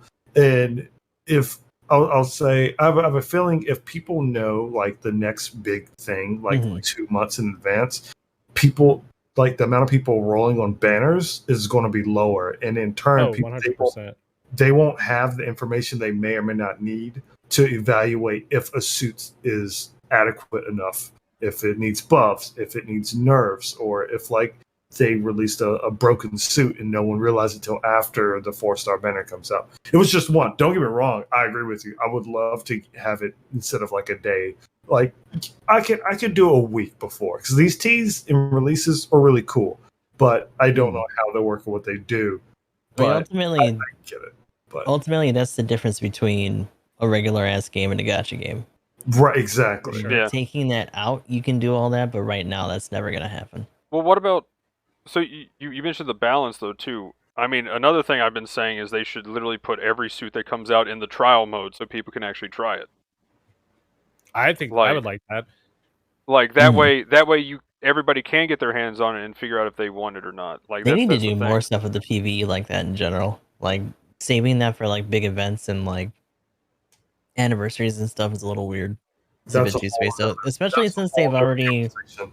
Yeah, it especially kind of since is. they've already Yeah. settled on not having like new suits be presented through there. Like we've consistently gotten just tokens and new and just like parts, right? And I'm okay with that. If they even wanted to just make it maybe parts or points on the weekly ones, and then when we hit events, bring back the tokens or whatever, fine. You know, because they have a lot of different opportunities to bring out suits and limited things anyway.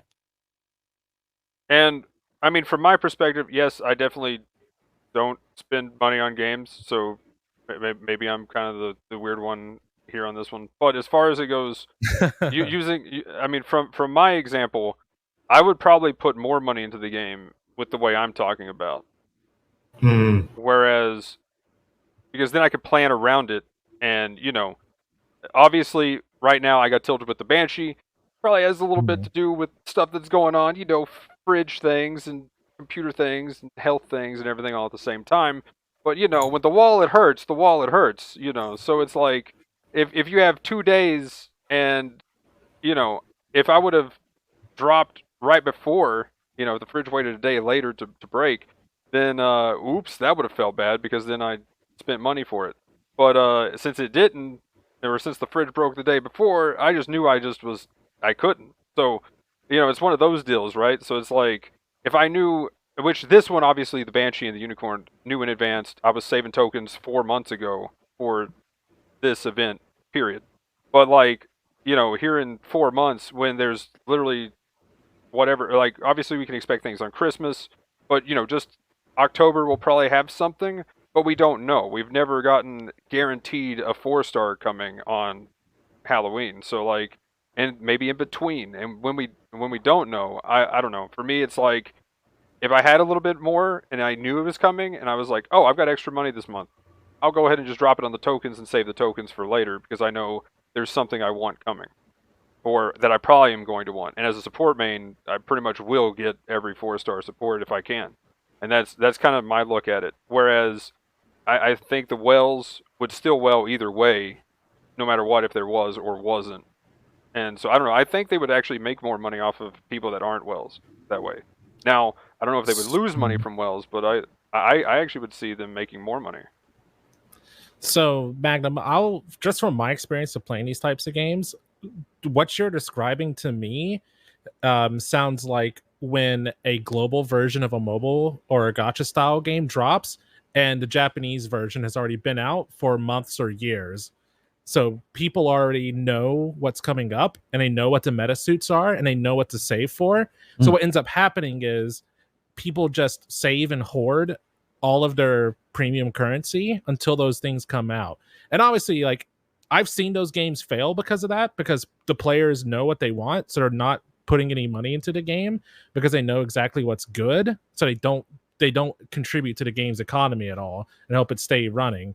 Well, I mean, obviously there are cases where that doesn't happen. So like FGO, Saga Re-Universe is another good example where people have had time ahead to know what's coming up, so they can just Saga's save got that rabidness to it too. Yeah, but like I don't know. I've just seen a lot of cases, and it may be a little bit different with GBO I was gonna because say, unlike those other cases, we don't have unit data, so we still don't know exactly how good the suit's gonna be. yeah, But that's what I like was gonna say. I've just seen a lot of cases where that happens to games. I think the Valkyrie profile game is one I could think of where I think if it lasted a year, died pretty shortly after that because the game already existed and people knew what was coming up, and it just hurt the game because the whole idea goes against the business model. Because I personally think like the example you brought up where knowing what comes out in advance would make the player that is like, oh, I need 10 more tokens to be able to get so and so, and let me go. I know what's coming up. Let me go ahead and get it. Right. I personally think that example is less likely to happen when the players know what's coming up in advance. Well, I mean, it would only be They would that have the tokens. it would only be that's a 4-star, and then they would then be able to spend their extra tokens once they know they've got what they want, if that makes any sense.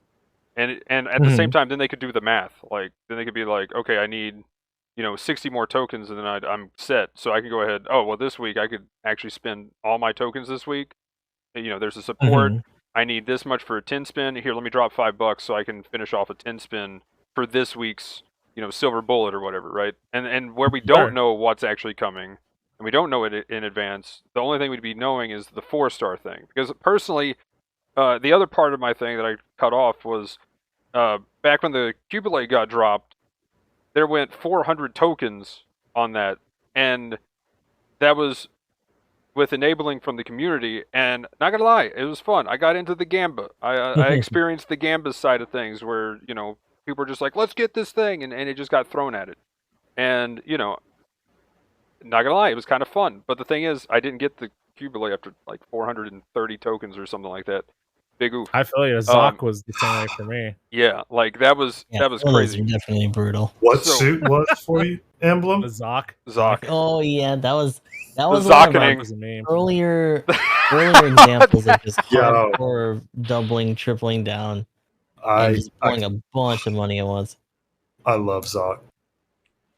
But I think it was also too that there wasn't like a price tag to it, and now that there is a price tag to each suit, essentially, I think that's Yeah, why. with the guarantees. And It's that's a what I'm lot saying. I more think the obvious. 4-star is the only thing that needs this to be done, because everything else I don't think would change, because it's still 2-star and 3-star banners we're getting, and you'll be like, oh well, I want this suit or I don't want this suit, because nothing would change from week to week. I don't think really, and that way you would know, I think if because they had right too now, many, it would hurt. But yeah, I don't know. Like, I would like for them to have guarantees on regular banners too. Honestly. Pity system. I think we could all agree that a pity system, Yeah, I mean, would be there because because like the if Black you- Medea doesn't really bruh. cover that. So you spend over 400 tokens, right? That is way over. That's over 7 steps. At that point, oh yeah, you should get that suit. I Ask agree. Midfoot Strike. If anything, they need to give them more than just the tour and what they've done so far. They just Yeah. make oh yeah, right. And there was With a few Black Medeas in that too. hmm Yeah, that hurts. That's all. I get what you're saying, because there were times where like you pull, and remember I said my only 4-star I don't have is Banshee. That's because I got a lot of 4-star dupes. It was just like whatever, man, whatever. But I mean, originally they had the recycle tickets as like the thing that's supposed to be the deterrent for that. But as we get more and more suits and this pool gets big, and the speed of what they put stuff in the recycle versus we get a suit, the gap is a lot larger now than it was. Well, yeah, the recycle we're ticket also a shop year. sucks anyway because it's like a year Yeah, behind. So We're a year Yeah, behind okay. now. I don't even think it counts. It just keeps Like, getting ah. better. Yeah. At this Only point, gets worse. yeah. But yeah, no, I definitely think we could benefit from some sort of pity system in this game. May it carry over to the next banner, or it's is static with a banner by banner basis. I don't know if any of you guys play Epic 7. They do it like that. But some other gacha games, you just keep your static, so you can just sit there like to your one pull away, which I don't think they would ever do in GBO2 because there's too many suits and too many raiders people could take advantage of like that. But I don't know.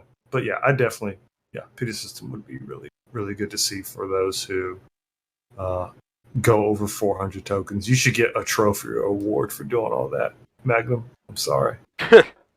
You know, the pity Well, I mean, system people already have done exists. more We than just- what we I've just all done. feel bad when we don't get what we want.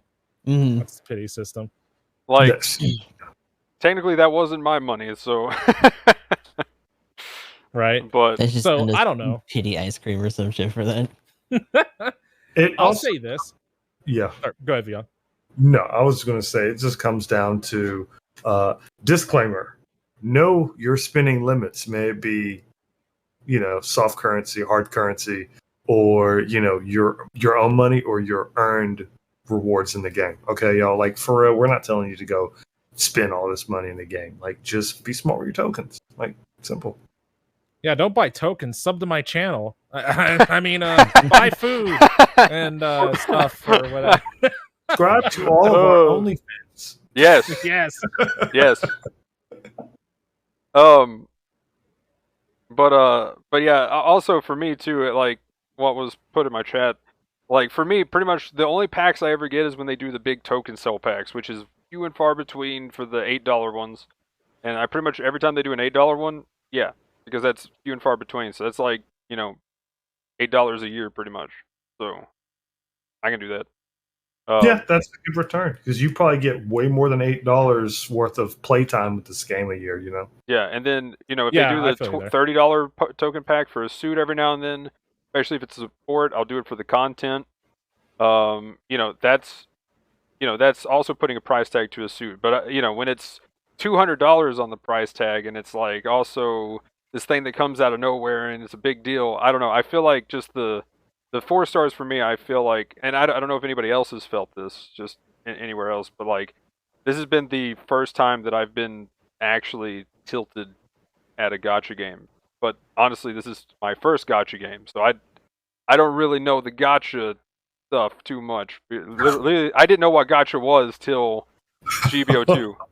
So Yeah, yeah, percentage rates in other games are pretty brutal. Like we finally gotten to the consistently under 1% when it comes to like 4 stars and stuff like that. But like other games have been like that, even without it being their max rarity. So Yeah, Geo. rough. I'm about to say, if you ever play Fate Grand Order, you're a brave soul. oof. Very brave soul. You've endured a lot for that game, and the Angie is real with that game. That's notorious at this point. Yeah, if this wasn't Gundam, and after I realized gacha, if this was just a mech game that had gacha, I probably would have quit a long time ago just because of the gacha stuff. But it's Gundam. I love The Gundam. power of Gundam. Yep. Boing. But yeah, thanks for the discussion on the 4-star. There's my rant. Absolutely. yeah. But I do hope they do something else, and if they just do a pity system across the board, I think that would be cool too. Yeah, and I think as long as they don't go out of control, I mean, just from my experience pulling for the Zoc, I'll take if I want to spend, I'll take a $200-ish like 4-star over a $500 3-star. Yeah, Like yeah. Cubelay. it's pretty cool. Actually, I didn't even get the Cubelay, so Yeah. I didn't get it till that was like week 1 or 2. No, that was week 2, right? Yeah. So then I didn't get it till like a week after or 2 weeks after I randomly got it out of a spin, and I was like, oh my, because like finally, Lost his fucking mind. yeah. But yeah, it was that was a trip. But I guess real quick, I know Shoutouts is technically next, but what do we think the next suit's going to be? We'll do that, and then Right. we'll do Just some because we're shoutouts. at a healthy time here does not mean you get to milk it. A lot of people are saying Phoenix. People are I love saying that. Banshee Norm, Delta Chi, Theta Plus, Rosen Zulu, Zaku 1 prototype. One of those. I will say a lot of the calls for like Phoenix and stuff feel like you're asking for a legendary Pokemon, but like Frozen Zulu is probably a strong one. That's what I'm thinking for the support. Yeah. I think. What do you think about the Phoenix being a support, though? If it's not a support, we're gonna have a problem. It's probably gonna be like a general, but I still think It's- that's like a I boss agree. event thing. I think Like, that that's still gonna doesn't make sense as like a normal suit. Y'all Yeah. gonna get silver bulleted, man. it's gonna be further. Oh, don't do this. Oh It's yeah. gonna be further out. Oh, yeah. Like it's gonna be a further. No, it's look 750. No, No, they no, could no, do it no, for, whoa, no, no, What's that other no, thing? don't say Golden Week or whatever? 750. They could do it for Please that. don't, That'd be no, cool. no, The director's saying to cut the show. no, We're don't doing say 750. 750, He said no, the words. no, Get him out of here. no. I'm an old timer. I never want to see 750 for like another year. I'm sorry. That's just the way I am. We could have been now. We could have just did it. There's But almost no. a narrative Gundam Yeah. as well. I will say that We that have was to- something I wanted to mention. I think this is the most healthy Narrative should be cost. another one for, 700 cost right anniversary. now for anniversary Yes. suits and suits coming out. 700 cost is one of the most healthy costs we have right now. All I'm saying. Which is crazy because like Yeah. in the beginning it definitely wasn't that. It felt like Yeah. another 650. Y'all remember 600? Hello. Oh. Like, I mean, I'm talking 650. with I'm that. talking. 650 was. I mean, you terrible. guys remember 550? all the That's level awesome. boosting. Ugh. Not having a support. at all in 550 Yeah, until the MLRS. didn't exist. Oh You yeah, guys and then don't think that, like, not having a support in everything's been 600. taken over by like Banshee and Unicorn though. Like, I feel like maybe now that Banshee's out of its first week, we're starting to see Sinaju's resurface or something. But like, Being a little bit cheeky with the I animation mean, speed. I still think Zaku 4 is actually really insane. I still think the marginal difference between raids right now, even though yes, Banshee is king, I don't know about it being I still marginal. I don't know. I've been seeing Zaku 4 pop off, Zaku dude. 4 is very consistent. I get you, and it definitely for a lot of people who were poverty gaming, was like a very strong contender to just keep, head empty downswings into downswings all day. But the output on the Banshee is still too gross, and it's one of those situations. You know how we were talking about, like in the early things, where like you have a meta breaking suit, and it's like, oh god, there's like several of them on the enemy team. Now it's like, oh, there's a bunch of unicorns. Oh god, there's like 2 banshees. And the second you see both of them wind up with their heavies, and you're like, ah, shit. Oh yeah. Are just gonna anything that's on the floor is just dead. Yeah, that's the crazy part. Downswing, dodge roll. Goodbye. Now, are they punishable and do they earn a lot of ire? Yes, that's raid life, but they do a lot of damage in the meantime. So Also being the king of I think melee. we're there at that point. Yeah. Gustav, tell us more about how your soul feels, because that was amazing. Oh, it's pain. yeah, my soul's I mean, way down like thankfully on Gus, I at least have, like, on my main account, I have a unicorn, but I didn't get the Banshee. But on my alt account for Ginny, I'm running like Sazabis and fighting for my life in the Zaku 4 and all this other stuff. Like it's an experience, to be sure. Just trying to exist in 700 on that account. From what I've watched though, you've been popping off in the Zaku 4 though. That's a lot of head and D down swings. It works. But the interesting thing is that because, and this happens anytime there's a big raid banner, right? Everyone suddenly learns to do their range game again. Because, Unicorn came out and it's like, oh, I have a decent range game, but it really is about popping NTD and getting in there with your own downswings because it gets 2 melees. And the Tonfa downswing is disgusting, yada, yada, yada. And it's like, oh, there's this thing that just kind of ignores or counters or slaps the shit out of me when I try to do my usual stuff. Oh, I had to start shooting again. Shit. So there's a lot more range punish, and that tends to slough down onto other raids and punishes them a little bit. Now, that being said, the 4 thankfully is very bulky, and can kind of just plow its way through a good amount of that, because when it first dropped, it was a similar situation with that too. I know there's a lot of kind of back and forth about that suit. I feel like that's one of those suits that in the week 2, when people really started like just getting more aggressive and like figuring it out more, it actually looked a lot more prominent than like the first week when it dropped.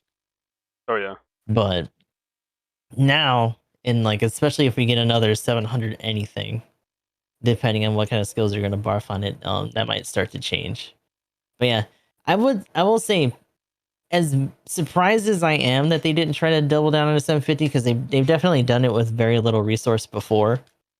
I think I do agree with you. 700 right now is pretty healthy. And as they do unit adjustments, I think you'll see some other suits come back out of the woodwork. Yep. That's definitely something that's happened in the past. So we'll probably see that happen again going forward. But for now, you're just gonna have to deal with the usual bullshit, meta bullshit, because it's just all banshees and unicorns, Right. slapping the dog shit out of each Hey, other and I will just hoping say- for the best. I will say I tried it after I said it. I wanted to bring this Also, up here. let's talk about the audacity of them putting first of all, a new map for clans, and then having it be the most congested, claustrophobic fuck shit of a melee map with 2 Oh, bundle yeah. lords That in that was cost range. 700 underground base was hellacious. Yeah, how was that by the Sure. way? Yeah, that was whew. It was funny when it was actually like poverty teams, and when it wasn't, it felt rough. And that was with okay. a bunch of us having unicorns and banshees in there too. I will say though, But it I was think interesting. It was hilarious, and I do hope that they do bring the map back at the very least. I just kind of been crossing my fingers that it's not going to be for 700 again. right. Because goddamn, that's a That was indeed an experience. Yeah, too close for comfort, I'm sure. Baby. I mean, I know Sinanju is a thing, but I think And they were in there. new is. Did you see any Because of news? just because they had that maneuver mode and they were breaking through a lot of people's stuff and just keeping it consistent, but like it was really hard for some of them unless they, stacked a bit more or just were really good with their loops to keep up with that output, or just immediate punish from like unicorns and banshees once they started popping their modes. But Man. I'd say they were the more consistent ones out there, even if it felt like they were also fighting for their lives in some situations. Did you see any news Also, though? the hilarity of the scale, the new once in a while, one or two out there. I mean, I might be, on a little hopium and some copium here with the new, but I still think the new still pops off. I mean, when I see it pop off, I'm seeing it hit like 150, 160,000 damage in a rated game. So I'm like, when I see him out there, I'm like, whoa, the new still got okay. I mean, it's got the power of the all range attack. Like it's literally doing the shit that you see it do in animations and stuff, and like even without its funnels for a little bit, because I think people who are running Saikimiya suits really hard, even after that, if they started to have to come to that realization that it's in a radius and it's a time thing. It's not just that you come into contact with them while they're pot and suddenly you can't do your shit. So once people started to realize that, like, it wasn't as harsh, and it started to make people, like we were talking about earlier, it was making people play differently and just leaning on their other weapons more. Is it the most optimal thing to run? No. Is it doable? Sure. And of course, one of the bigger things about the Sakumi jamming was that you also lost your big body shield for 1v1s that actually got you out of jail a lot. But again, in certain situations, if you actually were lucky enough to not be popped, in the area of them popping out their mode, then you can still use it. Or if you drop after the fact and get in trouble, you should be okay until someone else does it again. So there's still spaces for all that. But yeah, kind of to bring it back to the new suit thing though. I'm gonna say the Zulu, I think, for support next week, and probably just a 3-star. Gonna be my guess, maybe. And then maybe for the Phoenix talk, or kind of support thing down the road, we're gonna have narrative Christmas. It's gonna be a narrative Christmas. When was the international airing or premiere for that? Was it around Christmas? Christmas? It was Christmas. Yeah, it was around Christmas. That'd be a good Christmas event. You're right then. Because they did narrative, and then the next year they did Char's counterattack. Because they could do narrative and the Stein, and then maybe I don't know if they had any other like Federation variants show up in there from the other teams, but like they had the 2 packs for the narrative as well. One of them is very space only compared to the other, but the other one would be fine. And then there's also the what is it, the Psycho Frame packed one that they did at the end. And also, if we're talking about Unicorn, I wonder if one day we'll actually ever get the Plan B version at some point.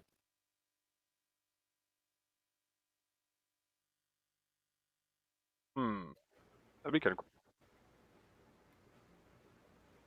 I'm kind of sad that my Oops All Unicorns theory got shattered by a silver bullet. But we still got ground to make up. So there's a lot of people cringing at the idea of also having the full armor, because it's literally just like the same thing but with like a different weapon. But like HML and other suits have done that already, right? So Exactly. Right. Yeah. It's not unprecedented, but I think a lot of people are kind of like, I also didn't want that. So like, those people won't be complaining if it's a unicorn Garrett Schmitzer or whatever. Right? Oh my god!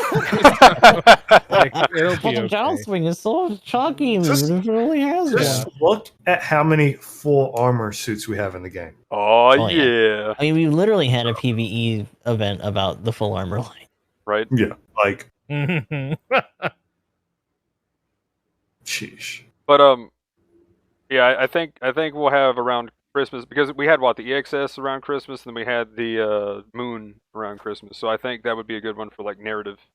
Just be like boom, and then that's when the Phoenix will probably drop, and they'll probably do a couple of 4-stars. Our legendary Pokemon of the group here. Yeah.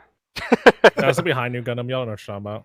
Oh, please stop. Yeah, Don't- Hainu is Oh still, my goodness, yeah, dude. Hainu right now is in limbo, and so is the heavy weapon system for it. The Oh, new dude. Yeah. and the MP new. And someone brought it up. I think Yeah, it's full armor I think it's new, fucking or- Asian, but oh, the heavy Mu weapon. the Mu Gundam that was in from the advanced series or whatever. I mean, we need to get the statue as well. Oh my god! Right. It's in But Gundam. It's in GVS or Inbon or whatever. Put it in GBO2. It's in Gunpla or Breaker Mobile. So I want to call it. Oh I god! just want to call it Gunpla Warfare. Almost. Give it to us now. That would That be a support name. that title only lasted like what, a year or so until they finally were like, nah, it's just Yeah. Breaker Mobile. Let's give it up. People already know what Breaker is. Yeah, they're on this. Yeah, forget it. This diet breaker game on your mobile, just get in there. Diet breaker. but yeah, any other new suit ideas? Anything else? I Any think final that's the words? extent of it, because I still think it's going to be at least somewhat unicorn related. We'll Yeah. see. Narrative. Fingers crossed. Anyway. We'll see. Okay. Well, with that said, thanks for coming on, Vion. Go ahead and let everybody know. We'll go ahead and start the shadows. Let everybody know what you got going on, what you got coming up. All right. So, coming up on my side of things, I have started a new limited video series. A lot of different things I'm trying. Tomorrow, I'll be having a community interview spotlight featuring Nirik. If you guys don't know Nirik, he's Ooh. also a person. Come check it out. It's more of a talk, get to meet some of the people I play with or people in the community, and I want to do that for various people. Also, where I was able to get some games with GamingEmblem here, over there. I think he's over here. Yeah, you. But I'll have those starting to release next week as some other content collaboration. People will see. I will be trying to collaborate with a lot of different Gundam content creators, streamers and whatnot. So that also goes for you and you as well. So keep your eyes open for stuff. I have a lot of really fun ideas coming out. Aside from that, I'm just living my best life, I suppose. But yeah, I'm focusing a little bit more, trying to collaborate with some people, as well as providing as much news as possible for GBO2 when I can. You can catch me on YouTube at RedWolfVion, youtube.com/RedWolfVion, Twitter at RedWolfVion, of course, Instagram RedWolfVion, but honestly, I don't post on Instagram like that anymore. I do have a Twitch channel, RedWolfVion, but I honestly don't stream on Twitch anymore. That's another story for another day. I want to say finally thank you, Magnum, Gustav, Emblem, for having your boy come back in here. Oh, it was fun. It's always good to just chill, kick it, talk some GBO stuff with the boy. Saying. So I appreciate y'all and your gestures. So yeah, everyone, keep your eyes open for really cool stuff on my channels, and I love you to death. Yep, appreciate having you. Yeah, I did it too. Yeah. Oh, It was a circle or whatever, man. It was like well, we here start you at go. one point, Oh, then it goes full circle, and we're back, and yeah, I love you or whatever. Yeah.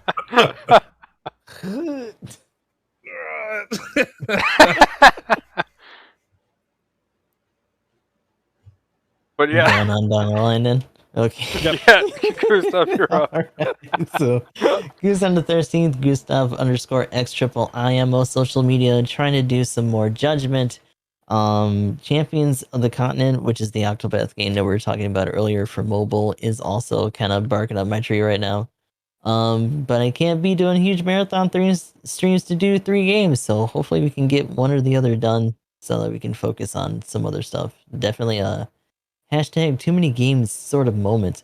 Besides that, just trying to do a lot more editing, get some other parts done for other playthroughs that are going to be going up on YouTube eventually, just so that I can free up some like storage space right now. That's been a little bit of a struggle as of late.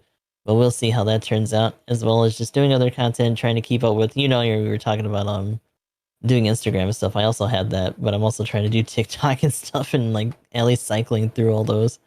So hopefully we can try to keep up. What And about as far you as my guys? stuff goes, I'm Gaming Emblem. You may or may not have seen me playing with our guest Vion a few days ago. Also, speaking of collabs and whatnot with the community, I recently had a video submission collaboration with Rob from Flailthroughs as well. Showcases the Banshee, shows us some of those neat little tricks like the like down swinging and then taking people to Murder Town with the claw heavy attack. Very technical. And by that I mean just dodge roll, switch to the claw, and hold the charge button, and then profit, man. It's the GG.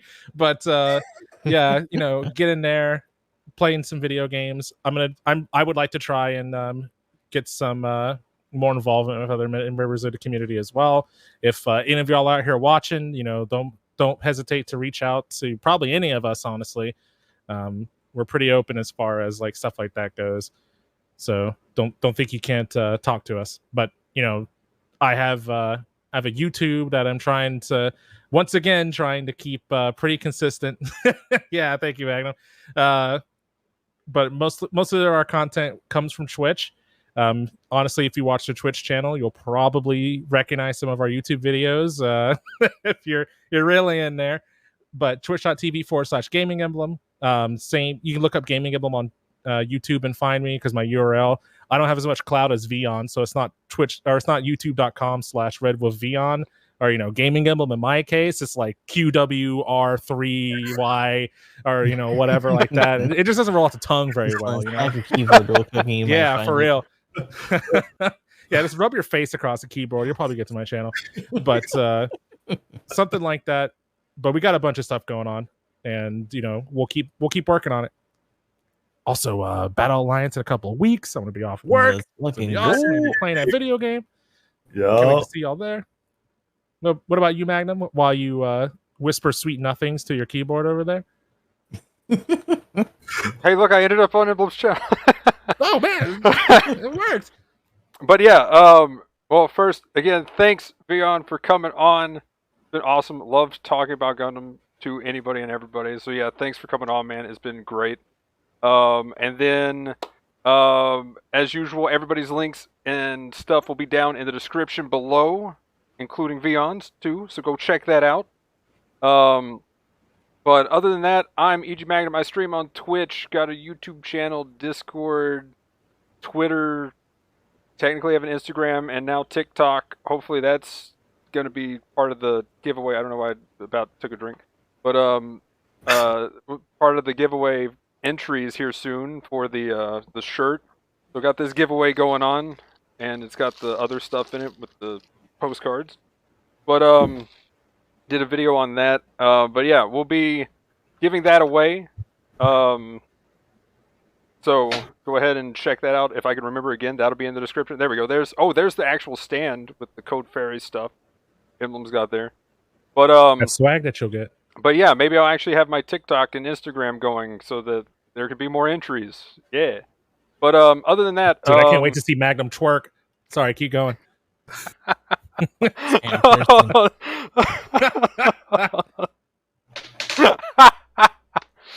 Just imagine no.